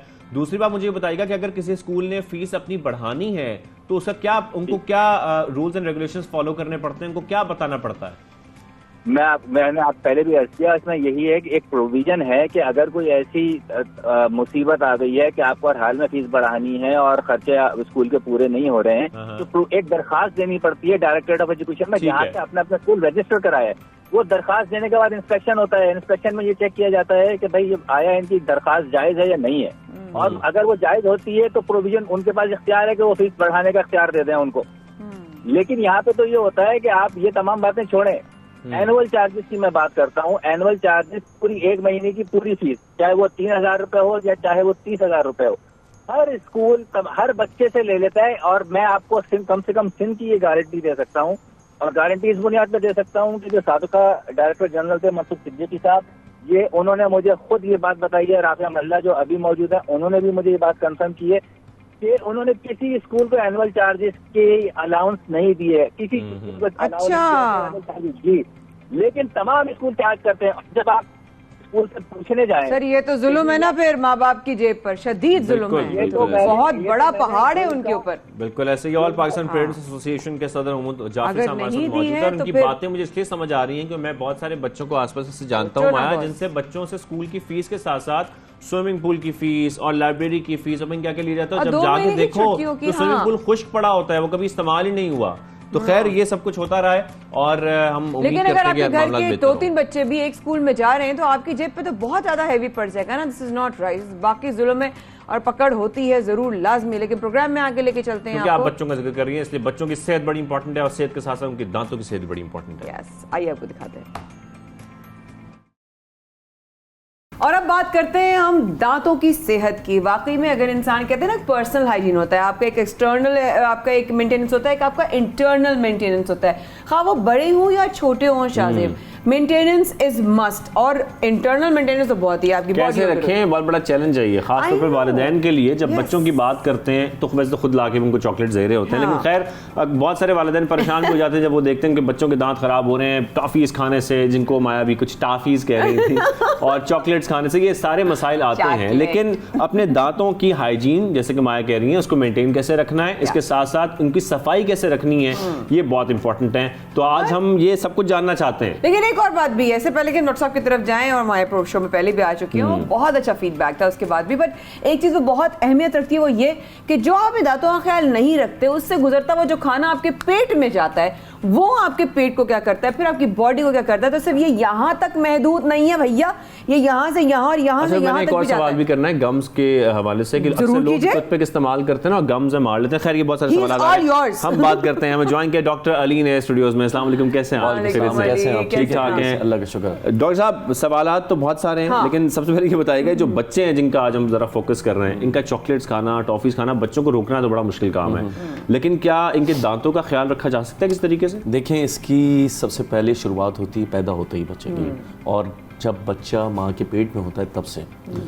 अगर माँ ने प्रेगनेंसी के दौरान अपनी मुंह की हाइजीन का ख्याल रखा है तो रिसर्च ये कहती है कि जो होने वाला बच्चा है उसके आने वाले दांत सेहतमंद होंगे। ठीक है, नंबर 1। नंबर 2 ये कि टेस्ट डेवलप करना होता है। जैसे ही बच्चा पैदा हो जाए उसके बाद हम शुरू से ही चॉकलेट्स और मीठा देना शुरू कर देते हैं, उस वक्त तो बच्चों को टेस्ट का पता ही नहीं होता। जब हम मीठा देना हम खुद डेवलप करवाते हैं, एग्जैक्टली, तो उस दौरान हम जो ये बनाना चिप्स और दूसरे किस्म के ये जो चिप्स एग्जैक्टली प्लीज ये कि बिस्किट्स वगैरह और ये जो चीज़ें हम देना शुरू कर देते हैं, एग्जैक्टली टॉफी तो ये जो टॉफी हम जो देते हैं उसके बाद जो टेस्ट डेवलप होता है तो फिर बच्चे को उसकी क्रेविंग होना शुरू होती है। तो स्टार्ट से हमें घर का बनाया हुआ खाना और फ्रूट्स इन चीज़ों का अगर हमने टेस्ट डेवलप करना शुरू कर दिया तो इनमें फिर विटामिन्स होते हैं, विटामिन सी होता है, विटामिन ए होता है, जिससे यह है कि दांतों पे प्रोटेक्टिव लेयर आना शुरू हो जाती है और फिर मसूड़े हेल्दी होना शुरू हो जाते हैं। अच्छा डॉक्टर अली, एक चीज़ आप इस तरह बोल रहे हैं कि मेरे लिए तो बहुत ही मैं इनफैक्ट अपने सोशल मीडिया पे भी बोलूँगी कि जब आप एक्सपेक्ट कर रही हो तो उस वक्त अपने दांतों का ख्याल रखें ताकि आपके आने वाला जो बच्चा है उसकी भी मसूड़े और जब एग्जैक्टली जब प्लान कर रहे हैं, जब बेबी प्लान कर रहे हैं उस वक्त मसूड़ों की सफाई लाजमी है, क्योंकि प्रेगनेंसी के दौरान जो मसूड़े लाल होना शुरू हो जाते हैं वो जो हार्मोनल चेंजेस की वजह से उसकी वजह से प्री टर्म डिलीवरीज होती हैं और लो वेट जो बर्थ्स होती हैं जिसकी वजह से दांत भी बाद में ख़राब होना शुरू हो जाते हैं। अच्छा, एक बीमारी है जो कि अमेरिकन एकेडमी ऑफ पीडियाट्रिक्स जो इसको बड़ा एक एक्सप्लेन करते हैं, जो नर्सिंग बॉटल कैरीज है। नर्सिंग बॉटल कैरीज उसको कहते हैं कि जिसमें सामने के जो 4 दांत हैं बच्चों के दूध के, उनमें से कोई एक ख़राब हो जाता है या फिर टूटना शुरू हो जाते हैं और आखिर में वो 4 दांत काले हो जाते हैं और फिर सिर्फ रूट स्टेम्स रह जाते हैं। उसकी वजह यह है कि जो बच्चा दूध की बॉटल लेके सो जाता है और रात को माएँ उनको मुंह में दे देती है दूध की बॉटल, वो सो जाता है आराम से, उसकी वजह से जो दूध मुंह में रहता है वो दूध हमारे मुंह में जरासीम के साथ मिलके फिर वो एसिड बनाता है, फिर एसिड उन चारों दांतों को सामने के खराब कर देता है। अजीब हो रही तबीयत सुन के आपकी सारी बातें। फिर ये होता है कि 3 साल के बच्चे का 4 साल के बच्चे का तो हम दांत निकाल भी नहीं सकते क्योंकि हड्डी आसपास कमजोर होती है और रिकमेंडेड भी नहीं। और हम बड़ा खेल लेते हैं आपकी दांत चूहे नहीं ले गए। डॉक्टर साहब ये दांतों की हाइजीन का ख्याल हम नॉर्मली इस तरीके से रखते हैं, हम दांत ब्रश कर लेते हैं, लेकिन और क्या करना चाहिए? खासतौर जब आप गम्स की बात कर रहे हैं, गम्स का ख्याल कैसे रखें, क्या करें? देखिए, अगर हम बच्चों की ओरल हाइजीन पे फोकस करेंगे तो फिर माओं को एक गुजारिश है कि मलमल का एक कपड़ा होता है उससे वाइप आउट कर लें। बच्चों को सुलाने से पहले आप दूध की बोतल अगर देना चाहते हैं, प्लेन दूध दे दें उन्हें, शुगर कुछ ऐड ना करें उसमें, और फिर उनको सोने से पहले उन्हें रिंस करवा लें। 6 साल तक American academy of paediatric dentist ये कहते हैं कि आप जो है बच्चों के साथ ब्रश करें, उनको मॉडलिंग टेक्निक, जैसे कि अब हम साथ मिलके जो है ना एक दस्तरखान पे खाना खाते हैं, इस तरीके से आप लोग रेस्ट रूम आजकल बढ़ें, आप जाएं साथ में सारे ब्रशिंग करें, मॉडलिंग टेक्निक 6 साल तक सुपरवाइज करेंगे, वो प्रॉपर ब्रशिंग कर रहे हैं, टाइम प्रॉपर दे रहे हैं ब्रशिंग को, तमाम सरफेसेस कवर कर रहे हैं। अब आते हैं मसूड़ों के ऊपर। मसूड़ों का डायरेक्ट ताल्लुक आपकी जनरल हेल्थ के साथ है। मैंने पिछले अपने शो में भी बताया था कि मसूड़ों से हम डायबिटीज़ डायग्नोज करते हैं, मसूड़ों से हम डिफरेंट डिसऑर्डर्स, फॉर एग्जांपल अगर हमें कभी कभार ऐसे ज़्यादा मसूड़े ख़राब लगते हैं तो हम उन्हें HIV और हेपेटाइटिस वगैरह के टेस्ट भी करवा सकते हैं। मेरी डेली प्रैक्टिस में 4 से 5 डायबिटीज़ के पेशेंट मैं मसूड़ों से डायग्नोज करता हूँ, क्योंकि उनके मसूड़े बड़े क्लासिफाइड होते हैं, फूले हुए होते हैं, मसूड़े नीचे जा रहे होते हैं, दांत कमज़ोर होते हैं। तो हम जब टेस्ट का पेशेंट को कहते हैं तो बड़ा शॉक्ड हो जाता है कि भाई आप तो दांतों के सर्जन हैं, आप कौन होते हैं कि आप हमारा जो है शुगर का टेस्ट करवाएं और हमें इस परेशानी में मुब्तला करें। तो that's one of the classical sign. मसूड़ों के थ्रू हम डायबिटीज़ को डायग्नोज करते हैं, और रिसर्च ये कहती है कि अगर आपने मसूड़ों की सफाई का ख्याल रखा तो आपकी शुगर कंट्रोल होगी, एंड वाइस वर्सा। अगर आपने डायबिटीज़ ठीक रखी तो आपकी मसूड़े ठीक रहेंगे। सर सवाल। Yes ma'am. दूसरा अगला सवाल मेरा ये है कि जिस तरह आप बता रहे थे और मैं उसी शौक में हूँ कि वो बच्चे जो ऑब्वियसली वो दूध की बोतल लेकर सो जाते हैं, जो रातों को उनको खाने की एक आदत पड़ जाती है कि वो चॉकलेट खा रहे हैं, वो ये खा रहे हैं, वो कुछ भी खा रहे हैं, वो जंक फूड खा रहे हैं, और वो सोने से पहले वो खाकर सो जाते हैं। क्या प्रैक्टिस होनी चाहिए और इस प्रैक्टिस का क्या रिजल्ट है? अच्छा देखिए, सबसे पहले तो ये कि चॉकलेट अगर बच्चे नहीं खाएंगे तो कौन खाएगा? हमने चॉकलेट्स बच्चों को देनी है, लेकिन आपने दिन में 1 दफा देनी है, आपने 8 दफा नहीं देनी। फ्रीक्वेंसी ऑफ शुगर इनटेक को कम कर दें, आप उन्हें चॉकलेट खिला दें, उसके बाद आपने उनको कुली करवानी है। ये जो मुंह में हमारे जरासीम हैं और एसिड टॉलरेंट जरासीम जो हैं, जो कि बर्दाश्त कर लेते हैं एसिड, वो इन दांतों को ख़राब करते हैं। आपने ये करना है कि एसिड को मुंह में बनने नहीं देना, जितना हो सके अल्कलाइन फूड दें, दूध दें, दही दें, आपने पनीर देना है, ये तमाम अल्कलाइन फूड्स हैं।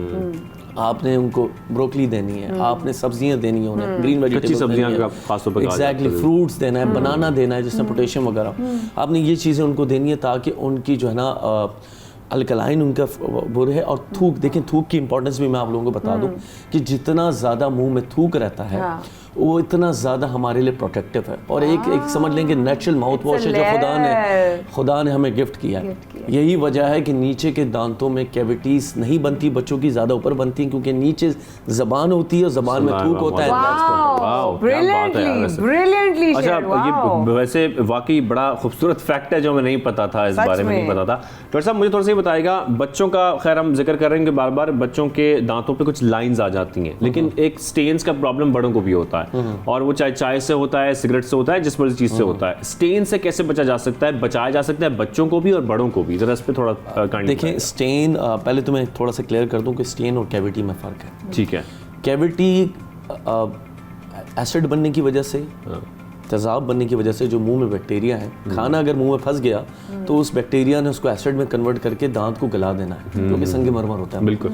अच्छा, अब जो स्टेन है वो स्टेन धब्बों को कहते हैं। वो धब्बे बन सकते हैं कोई भी कलरिंग ऑब्जेक्ट से, कोल्ड ड्रिंक से, चाय से, निकोटीन से, वेप से, ये तमाम चीज़ें जो हैं लेयर बना देती हैं स्टेन्स। अब इन्हें साफ़ करने का तरीका ये है, तो एक तो आपने 2 टाइम ब्रशिंग करना है, माउथ वॉश यूज़ करना। अच्छा, एक चीज़ और मैं बताता हूँ, ज़्यादा माउथ वॉश यूज़ करने से भी स्टेन होता है। उसमें कुछ ऐसे प्रोडक्ट्स होते हैं जो कि स्टेनिंग कर देते हैं, ख़ास तौर पर क्लोरहेक्सिडीन अगर ज़्यादा यूज़ किया जाए तो उससे स्टेनिंग हो जाती है। तो आपने साल में एक दफ़ा मसूड़ों की सफाई करवानी है। अब मैं मसूड़ों की सफाई को स्केलिंग बोलते हुए कान पकड़ लेता हूँ, इसलिए क्योंकि स्केलिंग से पेशेंट डरने लगता है कि दांत कमज़ोर हो जाते हैं। आपने मसूड़ों की सफाई जो कि स्केलिंग कहलाती है, आपने साल में एक दफ़ा करानी है। और डायबिटीज़ पेशेंट्स या दूसरे जो सिस्टमिक डिसऑर्डर के पेशेंट हैं, उन्होंने 6 महीने में एक दफ़ा। मुझे एक बात बताएं, बहुत सारी मिथ्स हैं इस बारे में और लोग ये कहते हैं कि जब हम ये स्केलिंग कराते हैं जी, तो एक तो ये डिपेंड करता है कि आप स्केलिंग किससे करा रहे हैं। कुछ जो डेंटिस्ट हैं वो खासतौर पर आपकी जो ऊपर की लेयर है दांतों की, वो बहुत डैमेज कर देते हैं और उसमें आपके दांतों को नुकसान पहुंचता है, सेंसिटिविटी बहुत ज़्यादा बढ़ जाती है। क्या ये बात सच है? देखिए, मैं पेशेंट को ये कहता हूँ कि ठीक है, आप दांत ना चमकाएं हमसे, आप वो स्टेन्स रहने दें, आप खुद ही चमकाते रहिएगा, बेकिंग सोडा ले लें, दूसरे प्रोडक्ट्स ले, आप मसूड़े साफ करवा लें। क्योंकि मसूड़ों में जो वो जेरासीन की लेयर है, वो आपके ब्लड के थ्रू, सलाइवा के थ्रू, आपके दूसरे फ्लूइड्स के थ्रू बॉडी में जाएगा। तो उनको आप साफ करवा दें, rest is up to you. बस ठीक हो गया। Thank you so much doctor Ali, आप आए और seriously every time that you come बहुत कुछ सीखने को मिलता है और इस बार मैंने हम लोगों ने बहुत सारी चीज़ें सीखी। बट नेक्स्ट टाइम इंशाल्लाह डेफिनेटली आप आएंगे and we will have a new topic all together के और दांतों के नए मसाइल लेकर आ जाएंगे और उसी बीच में दोनों बहन भाई जो है वो डॉक्टर अली के पास चली भी जाए, who knows। But thank you so much Ali, thank you, God bless you. और डॉक्टर अली हमारे साथ थे, बच्चों की भी डेंटल हेल्थ के हवाले से और कुछ उन्होंने बड़ों की भी हवाले से बताया। बट डेंटल हेल्थ बच्चे हों या बड़े हों, आपकी सेहत पर बहुत बड़ा और आपकी पर्सनालिटी पर, यार आप हंस नहीं सकते। अगर आप हंस नहीं सकते, आप ज़्यादा अच्छे नहीं होंगे, आप हंसेंगे नहीं, और जब आप हंसेंगे अच्छे लगने लगेंगे, आप सबसे बड़े पाकिस्तान में कैसे आएंगे?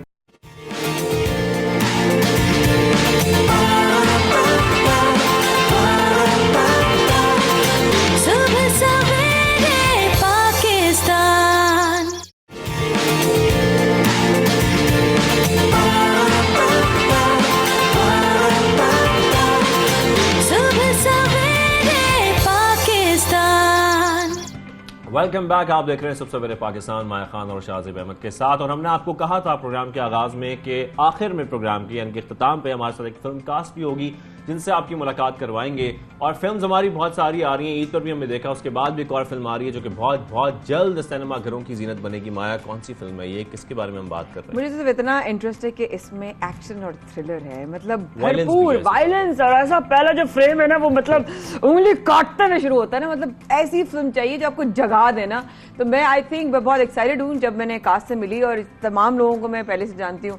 और ऑफ कोर्स अदनान सिद्दीकी वाले से क्या कहें, अदनान भाई के बारे में क्या कहें, वो जिस प्रोजेक्ट में शामिल होते हैं उसमें चार चांद ऐसे लग जाते हैं, जाले हैं उसमें, और बहुत सारे फनकार हैं। अगर नवीन बक्कार हैं, उसामा ताहिर हैं, पारस मसरूर हैं, वजदान शाह हैं, इन समेत कई और अदाकार हैं जो इस फिल्म में अपनी अदाकारी के जौहर दिखा रहे हैं। फिल्म का नाम है कर्मा, जल्द पाकिस्तानी सिनेमाज में आप लोग ये देख सकेंगे। और इसी कास्ट आज हमारे स्टूडियोज में ही मौजूद है, उनसे आपकी मुलाकात भी करवाएंगे। नाइस। तो मेरा ख्याल है इस पर मैं शायद तो बात ना करें, आपकी मुलाकात करवाते हैं। यहाँ स्टूडियो में मौजूद है। अस्सलाम वालेकुम, good evening Paras, Naveen, Usama, how are you? बिल्कुल ठीक, आप कैसे हैं? So good to see you all again. और मूवी के लिए आए हैं आज, तो क्या बात है। तो सबसे पहले तो good luck. Thank you. Giving it chills already, seriously already हमें चिल्स हो रहे हैं। लेकिन शायद अच्छा, ट्रेलर हमने देख लिया है, लेकिन ट्रेलर के साथ जरा बताएंगे फिल्म की कहानी, क्योंकि मुझे इसमें बहुत सारे पहलू नजर आ रहे हैं। मैं उसामा सबसे पहले आपकी तरफ आता हूँ। बहुत सारे पहलू नजर आ रहे हैं, क्या फिल्म में हमें नजर आएगा? क्योंकि वायलेंस भी है, कुछ एक्शन भी है, कुछ रोमांस भी है। वाह, राइट। सो आप इसको इस तरह समझें कि ये एक रिवेंज क्राइम थ्रिलर। ठीक है, तो ऑफ द बैट आपको पता है कि कुछ होता है, फिर उसकी स्ट्रगल है, फिर उसका रिवेंज है, राइट। और कहानी जो है, जो सबसे इंटरेस्टिंग बात जो मुझे लगी, हम सभी को लगी थी जब हम पढ़ रहे थे स्क्रिप्ट के, प्रेडोमिनेटली गाड़ी के अंदर है कहानी। तो जिस तरह दिखाता है कि अगवा जो होता है, तो पूरी कहानी जो है, हर किरदार की स्टोरी जो है सब निकलती है गाड़ी के अंदर ही। अच्छा, सब कुछ उसी किडनैपिंग के दौरान वो पता चलता है कि क्या हो रहा है। तो what is your character? My character is that of Hamza Khan, जो CEO है एक बड़ी कंपनी का। ठीक है। जिनकी मालकन हैं नवीन का किरदार। अच्छा। और तो मसला पता है क्या सबसे बड़ा? क्या? मैं कुछ खास बता नहीं सकता हूँ। अगर मैं बताने की, अगर मैं थोड़े दिन कोशिश की ना, तो फिर नहीं, थोड़ा सा छुपाओ। हम सिर्फ किरदार के बारे में बात कर सकते हैं, क्या रोल्स हैं। A very intelligent, very smart, उसको पता एग्जैक्टली उसको क्या चाहिए, और उसके माँ बाप जो हैं उसके लिए सब कुछ है। उसके माँ बाप उसके लिए सब कुछ है। इस तरह माँ बाप के लिए बच्चा सब कुछ होता है, लेकिन उसके लिए उसके माँ बाप सब कुछ है। Okay fine. सो नवीन, एक तो सबसे पहले कंग्रेचुलेशन, मैं पूरी दुनिया में कहती हूँ कितनी खुश हूँ नवीन इज बैक इनटू एक्टिंग। मैं दिल से कह रही हूँ आई लव दिस गर्ल। सो नवीन, एक तो कमिंग बैक एंड ऑब्वियसली आप हमको प्लेस में देख रहे थे, बट मूवी आपने आई थिंक आने के बाद फर्स्ट टाइम जब आपने कम बैक किया है तो इससे पहले भी मूवी आपने this is my debut right? या सो आई एम सुपर एक्साइटेड। और जब इस तरह की आपको स्क्रिप्ट मिलती है जो बहुत ही डिफरेंट हो उन सब चीज़ों से जो आप पहले कर चुके हैं, तो ट्रांजिशन जो है छोटी स्क्रीन से बड़े पर्दे पे बहुत आसान हो जाता है। एक प्रेशर भी होता है इसमें, ऑफ कोर्स प्रेशर होता है। आप as a debut if you pick something that's so different, a genre that nobody has touched in Pakistan before, तो वो और प्रेशर हो जाता है। अच्छा, एक तो आपके आपके कैरेक्टर की बात करेंगे, इसमें आपका रोल क्या है, लेकिन साथ साथ जो ये जॉनरा है पाकिस्तान में, मेरे ख्याल में मैंने कोई ऐसी मूवी अभी तक नहीं देखी, या होंगी भी तो वो इस नौयत की नहीं है, जैसे कि आप लोग इसमें एक्शन, थ्रिलिंग और सस्पेंस और फिर वायलेंस दिखा रहे हैं। ये बहुत बड़ा रिस्क है। अभी तक हमने जो कामयाब मूवीज देखी हैं वो मोस्टली कॉमेडी मूवीज हैं, अगर हम अभी मौजूदा दौर की बात करें। जब आप लोगों ने ये फिल्म साइन की, इसमें एक्टिंग की, तो कुछ लग रहा था, प्रेशर था कि फिल्म कामयाब हो जाए, हमारी परफेक्ट बने? देखिए, हर एक्टर, हर आर्टिस्ट का यही ख्वाब होता है कि जो वो प्रोजेक्ट कर रहे हैं वो लोगों को पसंद आए, फिल्म कामयाब हो। और रिस्क तो लेना पड़ेगा, ऑफ कोर्स लेना पड़ेगा, बिकॉज अगर आप कुछ मुख्तलिफ करना चाहते हैं, अगर आप अपने आर्ट को थोड़ा प्रोग्रेस होते देखना चाहते हैं, सिनेमा की प्रोग्रेशन में ऐड करना चाहते हैं, तो रिस्क तो लेना पड़ेगा। वरना फिर वही चार जो हमारा comedy, tragedy, you know, romance, love triangle, वो ही चलता रहेगा। तो हमने जब ये स्क्रिप्ट मुझे ऑफर हुई थी तो मैंने कहा ये तो बड़ी एम्बिशियस किस्म की एक कहानी है और ये हम कैसे करेंगे, because 90% of the film is shot in the car, breaking the norms, right? Yeah. And माशाल्लाह हमारी कास्ट इतनी कमाल है कि कोई शक नहीं है, मैं बढ़ रही हूँ आज तक, कास्ट की तरह भी बढ़ रही हूँ। एक एक करके मैं आपके पड़ोस में आ रही हूँ। जो नापा के माशाल्लाह टैलेंट है, और ये पहले बैचेस में से एक फारस से बड़े पुराना माशाल्लाह ताल्लुक है, और बहुत ही जबरदस्त एंकर भी बहुत अच्छे, अदाकार भी बहुत अच्छे। क्या बात है आपकी। लेकिन पारस, ये प्रोजेक्ट आप कर रहे हैं, ये भी आपकी डेब्यू है? आपके नहीं, माहिमीर मेरी डेब्यू थी। अच्छा। फिर नामालूम अफराद में कैमियो किया था, और उसके बाद जो है अभी कारमा आ रही है, फिर और भी आ रही है। अबे बहुत आएगी, अभी तो पार्टी शुरू हुई है। तो पारस, इस तरह उसामा ने कहा कि मसला पता क्या है मैं कुछ बता नहीं सकता, आप भी मत बताएं, लेकिन फिर भी बताएं कि हम क्यों देखना चाहेंगे, क्या हम इसमें थ्रिल लोगों में, तो बात करनी है ना। एग्जैक्ट, कुछ तो बात करनी है, सेगमेंट का टाइम पूरा करना है भैया। मैं तो ये बोलूंगा कि आप ये फिल्म जरूर देखें, क्योंकि इस तरह की फिल्म बनी नहीं है अभी तक पाकिस्तान में, और आमतौर पे अभी तक जो फिल्म्स बनी है वो फैमिली ड्रामा और इस तरह के जॉनरा के अराउंड घूमती रही हैं फिल्म्स। तो रोमांटिक ड्रामा या फिर फैमिली ड्रामा और इसी के अराउंड, और ऑडियंस को इसी तरह का कंटेंट दिखाया जा रहा है। तो मैं हमेशा ये सोचता था कि कब ये तब्दीली आएगी, कब होगा। तो फवाद है ने जो ये स्क्रिप्ट लिखा है, इसका प्लॉट बहुत ही ट्विस्टेड प्लॉट है। प्लीज बताइएगा। और इसमें किसी वक्त भी कुछ भी हो सकता है, बड़ी अनप्रेडिक्टेबल किस्म की कहानी है कि आप ये नहीं प्रीएम्प्ट कर सकते कि अब इसके बाद ये होगा या इसके बाद ये होगा या ये होगा। आपने जो बात कही है ना, हाँ बिल्कुल बिल्कुल। आप थिएटर एक्टर हैं, और थिएटर एक्टिंग में हम देख रहे हैं कि बहुत मुख्तलिफ आइडियाज पर काम हो रहा है थिएटर एक्टिंग में, खासतौर पर ऐसे प्लेज आ रहे हैं जो बहुत डिफरेंट है, नए प्लॉट्स हैं। हमारे यहाँ क्या प्रॉब्लम है कि सिर्फ कॉमेडी कॉमेडी कॉमेडी और रोमांस रोमांस रोमांस, और वो जो थिएटर एक्टिंग है, अगर उन प्लेस को बड़ी स्क्रीन पर लाया जाए तो क्या लोग नहीं देखेंगे? बिल्कुल देखेंगे। ऑडियंस को अच्छा कंटेंट दिखाएंगे, डिफरेंट कंटेंट दिखाएंगे तो वो जरूर देखेंगे। आप उनको एक ही तरह की चीज दिखाएंगे तो वो एक ही तरह की चीज देखेंगे। लेकिन अब दुनिया कहीं और पहुंच चुकी है, अब कंटेंट जो है वो नेक्स्ट लेवल जा रहा है दुनिया में, इंटरनेशनली अगर आप देखें तो लोगों को पता है कि अच्छा कंटेंट क्या होता है, डिफरेंट क्या होता है, फिक्शन क्या होता है, एक्शन क्या होता है, थ्रिलर क्या होता है। वही वाली बात है ना। देखिए, जब आप कोई मूवी देखने जाते हैं तो सबसे पहले अगर आप उसका जॉनरा चेक करते हैं तो हर एक की अपनी एक चॉइस होती है, whether romantic, whether comedy, whether action, whether thriller, whether you know reality, probably crime.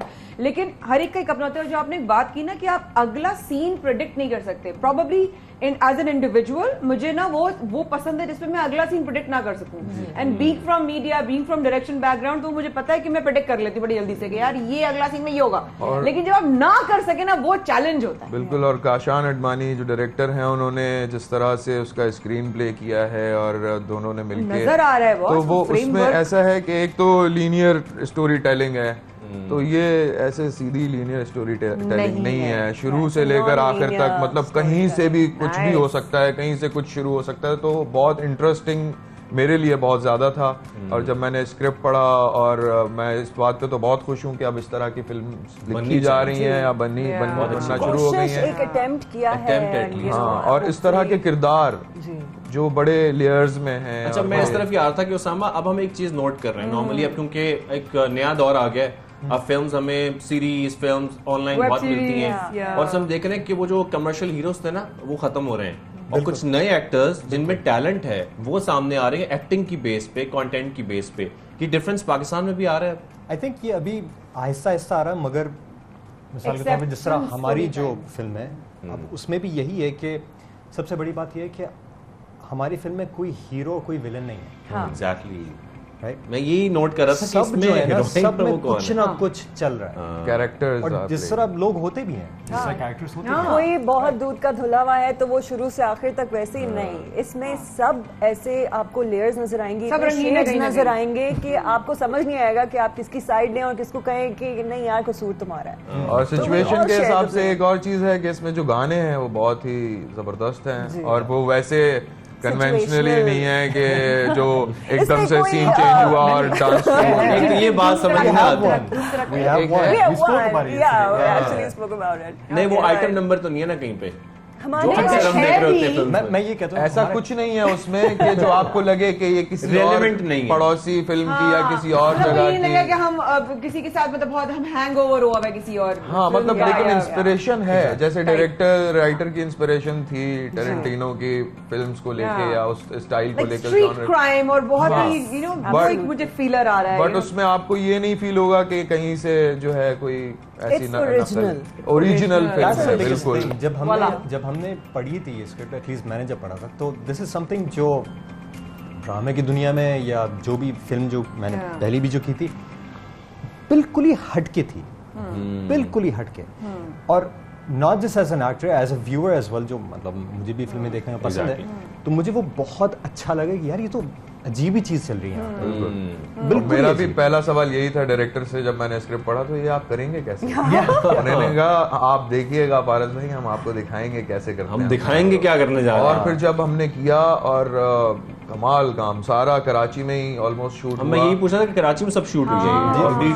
In fact ये फिल्म पूरी की पूरी पाकिस्तान में ही बनी है। आप ऑडियो का अगर देखें तो shot in Pakistan and the sound is done here. और हमने जो है इस फिल्म में इसकी खास बात ये भी है कि हमने डबिंग पे डिपेंड नहीं किया जी। ये वैसे बहुत सिंक साउंड है। हमने कोशिश ये की है कि हर चीज इसकी जो है वो अप टू दैट मार्क हो कि लोग जब देखें तो कहें कि पाकिस्तान में ये चीज पॉसिबल है। नवीन, ड्रामाज और फिर फिल्म क्या डिफरेंस है?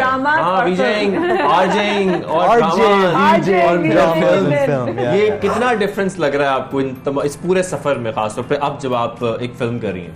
बहुत बड़ा डिफरेंस है। जब मैंने करियर की शुरुआत की थी तो मैंने कभी ये नहीं सोचा था कि फिल्में करूंगी। I am a huge film buff, मुझे बहुत पसंद है सिनेमा देखना। This is one of my favourite genres. मुझे थ्रिलर्स और हॉरर की मैं बहुत बड़ी फैन हूँ।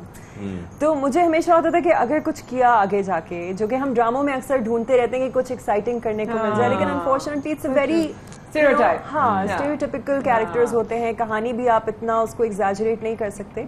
But with this I was very happy because I am always looking to do something new. So ऐसा लग रहा है कि आप तीनों से अगर वही सवाल करूं कि ये फिल्म करने के बाद आप और जो और भी एक्टर्स हैं इसमें, उनके बहुत सारे वो नए मसल्स खुले जो बहुत अरसे से अनडिस्कवर्ड थे, है ना? We learned so much. Because वो मोनोटनी आ जाती है तो आपके वो मसल पे मर जाते हैं। वो आपको कभी कभी लगता है चैलेंज आता है तो वो जागते, अरे हम भी थे अंदर, दिमाग में ना हम भी थे कई किस्म के। जैसे मेरा ये डेब्यू है, जो हमारे राइटर हैं फवाद हाय, जो हमारे डायरेक्टर हैं काशान अदमानी, ये उनका भी पहला प्रोजेक्ट है। So to work with people who are doing this for the first time, ये दोनों तो फिल्में कर चुके हैं। मेरा एक्सपीरियंस, मैंने बहुत सीखा उनसे, बिकॉज एक फिल्म का सेट बड़ा मुख्तलिफ होता है और एक फिल्म की ट्रीटमेंट बड़ी मुख्तलिफ होती है, तो मैंने तो बहुत सीखा। हाँ नाइस। अच्छा, देखने वालों की अगर आपकी इजाजत हो तो देखने वालों के लिए थैंक यू सर। वो ये कि हम ऐसे चलते रहते हैं दूसरी बार।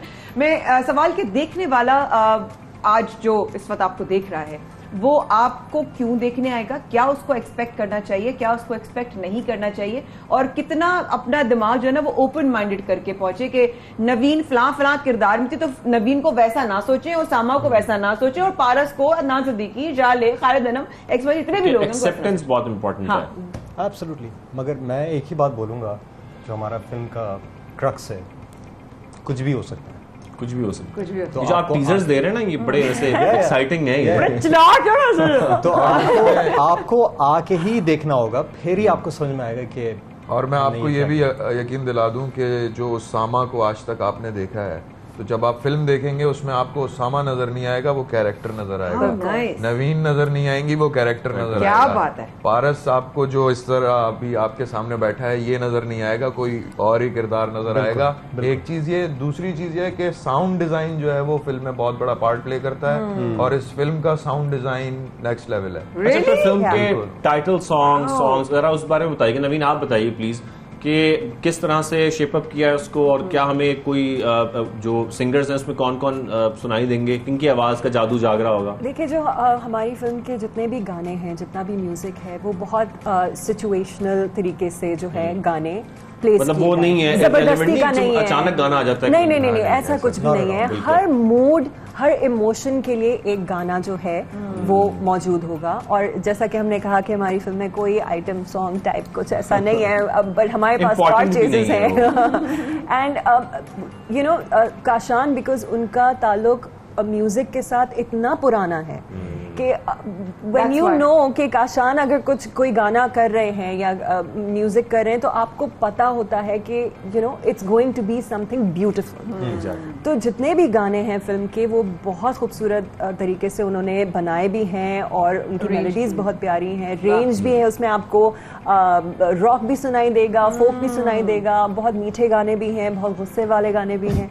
तो आई थिंक जब आप सिनेमा जो भी जाएंगे, इंशाल्लाह आई एम होपिंग कि सब जाएंगे, आप लोगों को बहुत मजा आएगा। बिकॉज ये ऐसी फिल्म है कि अगर आपने एक सेकंड के लिए भी मुड़ के किसी से बात की, आपकी कहानी यूं हाथ से निकलेगी, आपको नहीं समझ में आएगा। तो उसके साथ मत जाइएगा जी, ये कनेक्टिविटी यस बिल्कुल। आप लोग फिल्म देखने जाइएगा, उसके साथ मत जाइएगा, फिल्म देखने जाइएगा। बहुत ट्विस्ट एंड टर्न्स हैं, बहुत एंटरटेनमेंट आपको मिलेगी, लेकिन उस तरह की नहीं जिस तरह की हमें आदत हो चुकी है। ये बड़ी मुख्तलिफ किस्म की एंटरटेनमेंट है, और मैं उम्मीद करती हूँ कि लोगों को ये जॉनरा भी पसंद आए, ताकि आज हमने ये स्टेप लिया रास्ता खुलेगा बहुत सारे लोग, कल को दूसरे लोग भी कहेंगे यार हम भी ये कर सकते हैं। क्योंकि देखिए, जब आप बात कर रहे हैं ना कि लोग इसके लिए एक्सपेक्ट मत कीजिएगा कि जो टिपिकल है या इस तरह जो आप देखते आए, तो ये अपने आप में बहुत बड़ा रिस्क फैक्टर भी लेकर आ रहा है। जो प्रोड्यूसर्स हैं, उन्होंने अपना जो पैसा या टाइम या डायरेक्टर या एक्टर, जितने भी क्रिएटिव लोग हैं, उन्होंने अपनी जितनी भी मेहनत लगाई है, उनको ये पता है कि लोग इसके लिए तैयार नहीं है। लेकिन मैं एक आवाम होने के ऐसे से मैं समझती हूँ कि यार हम तैयार हैं ऐसा काम देखने के लिए। दिखाया जाएगा तो लोग जाना शुरू करेंगे। अच्छा पारस, जैसे कि जिक्र हो रहा है, थ्रिलिंग भी है, बहुत कुछ है मूवी में, लेकिन मूवी में कोशिश भी की जाती है कि एंड पे कोई ऐसा मैसेज भी दिया जाए जो कि ज़ाहिर है लोग जब देख रहे होते हैं तो वो उससे खुद भी अखज़ कर रहे होते हैं, और साथ में एक फिल्म में भी मैसेज कन्वे किया जा रहा होता है। क्या इसमें कोई भी हमें ऐसा मैसेज मिलेगा जो कि बहुत इंपॉर्टेंट है? जैसे कि नाम है कारमा, तो वैसे के से होता है, लेकिन ये सी से है।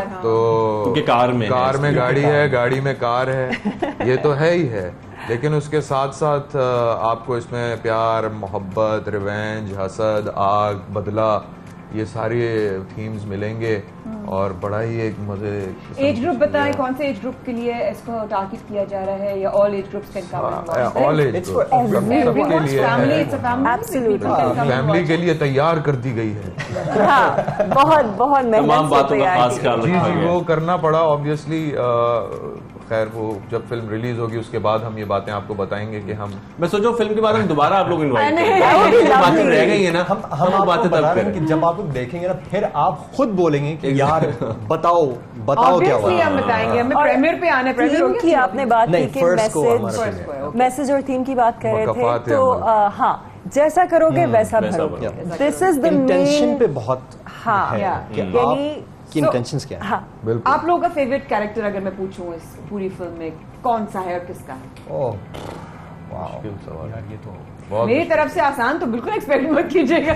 क्योंकि हमारी मूवी में जितने भी किरदार हैं एक तो बड़ी लिमिटेड कास्ट है और जितनी भी कास्ट है वो बहुत ही प्रोमिनेंट जो है कास्ट है और वो ऐड कर रही है कहानी इसमें देखे गए हैं। बिल्कुल बिल्कुल he is playing my dad oh my God he is actually वैसे भी रूहानी तौर पे सबके बड़े भाई और अब्बा हैं, वो इतना प्यार करते हैं, बट उनका कैरेक्टर कैसा है? उनका no no no this is a thing you can't say he is negative और पॉजिटिव। आप घुमा फिरा के जितना मर्जी पूछ लें कुछ नहीं होने जा रहा। लोगों को पता चले, लोग जाए हाय दिन को देखने। जाले इज लुकिंग वाओ। तो मैं ये जरूर कहूंगा कि अगर मैं कोई और किरदार प्ले करता या अगर मुझे मौका मिलता तो मैं जाले का किरदार जाले का सो मच फन। वो और वो कैरेक्टर भी जो है ना कर ले आप क्यूरियस कर ले मजीद के क्या इस कैरेक्टर में होने जा रहा है। किरदार किसका है?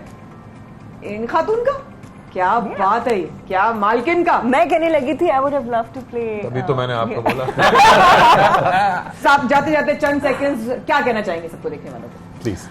मैं सबसे ये गुजारिश करूंगी कि हमें कहा जाता है एक्टर्स कुछ नया नहीं करते। हमने एक बहुत बड़ा रिस्क लेकर एक बहुत मज़ेदार चीज़ बनाई है आप लोगों के लिए और हम उम्मीद करते हैं कि आप सिनेमा जाएंगे, इस मूवी को देखेंगे और कहेंगे कि हमें ऐसी फिल्में भी दिखाएं। यू नो थोड़ा कुछ हट के मज़ेदार कहानी ऐसी है कि आपको ज़रूर पसंद आएगी, आप को नहीं समझ में आएगी कि अगला क्या होने वाला है। बिल्कुल, तो ऐसी कहानी है, तो ऐसी कहानी को देखना बहुत जरूरी है। थैंक यू वेरी मच, आप सबका बहुत शुक्रिया। आप हमारे शो में second mark the date please. अपना ख्याल रखिएगा और होगी कल शाज़िब और माया से मुलाकात। पाकिस्तान है, पाकिस्तान के परवरदिगार हामी नासिर। अल्लाह हाफिज।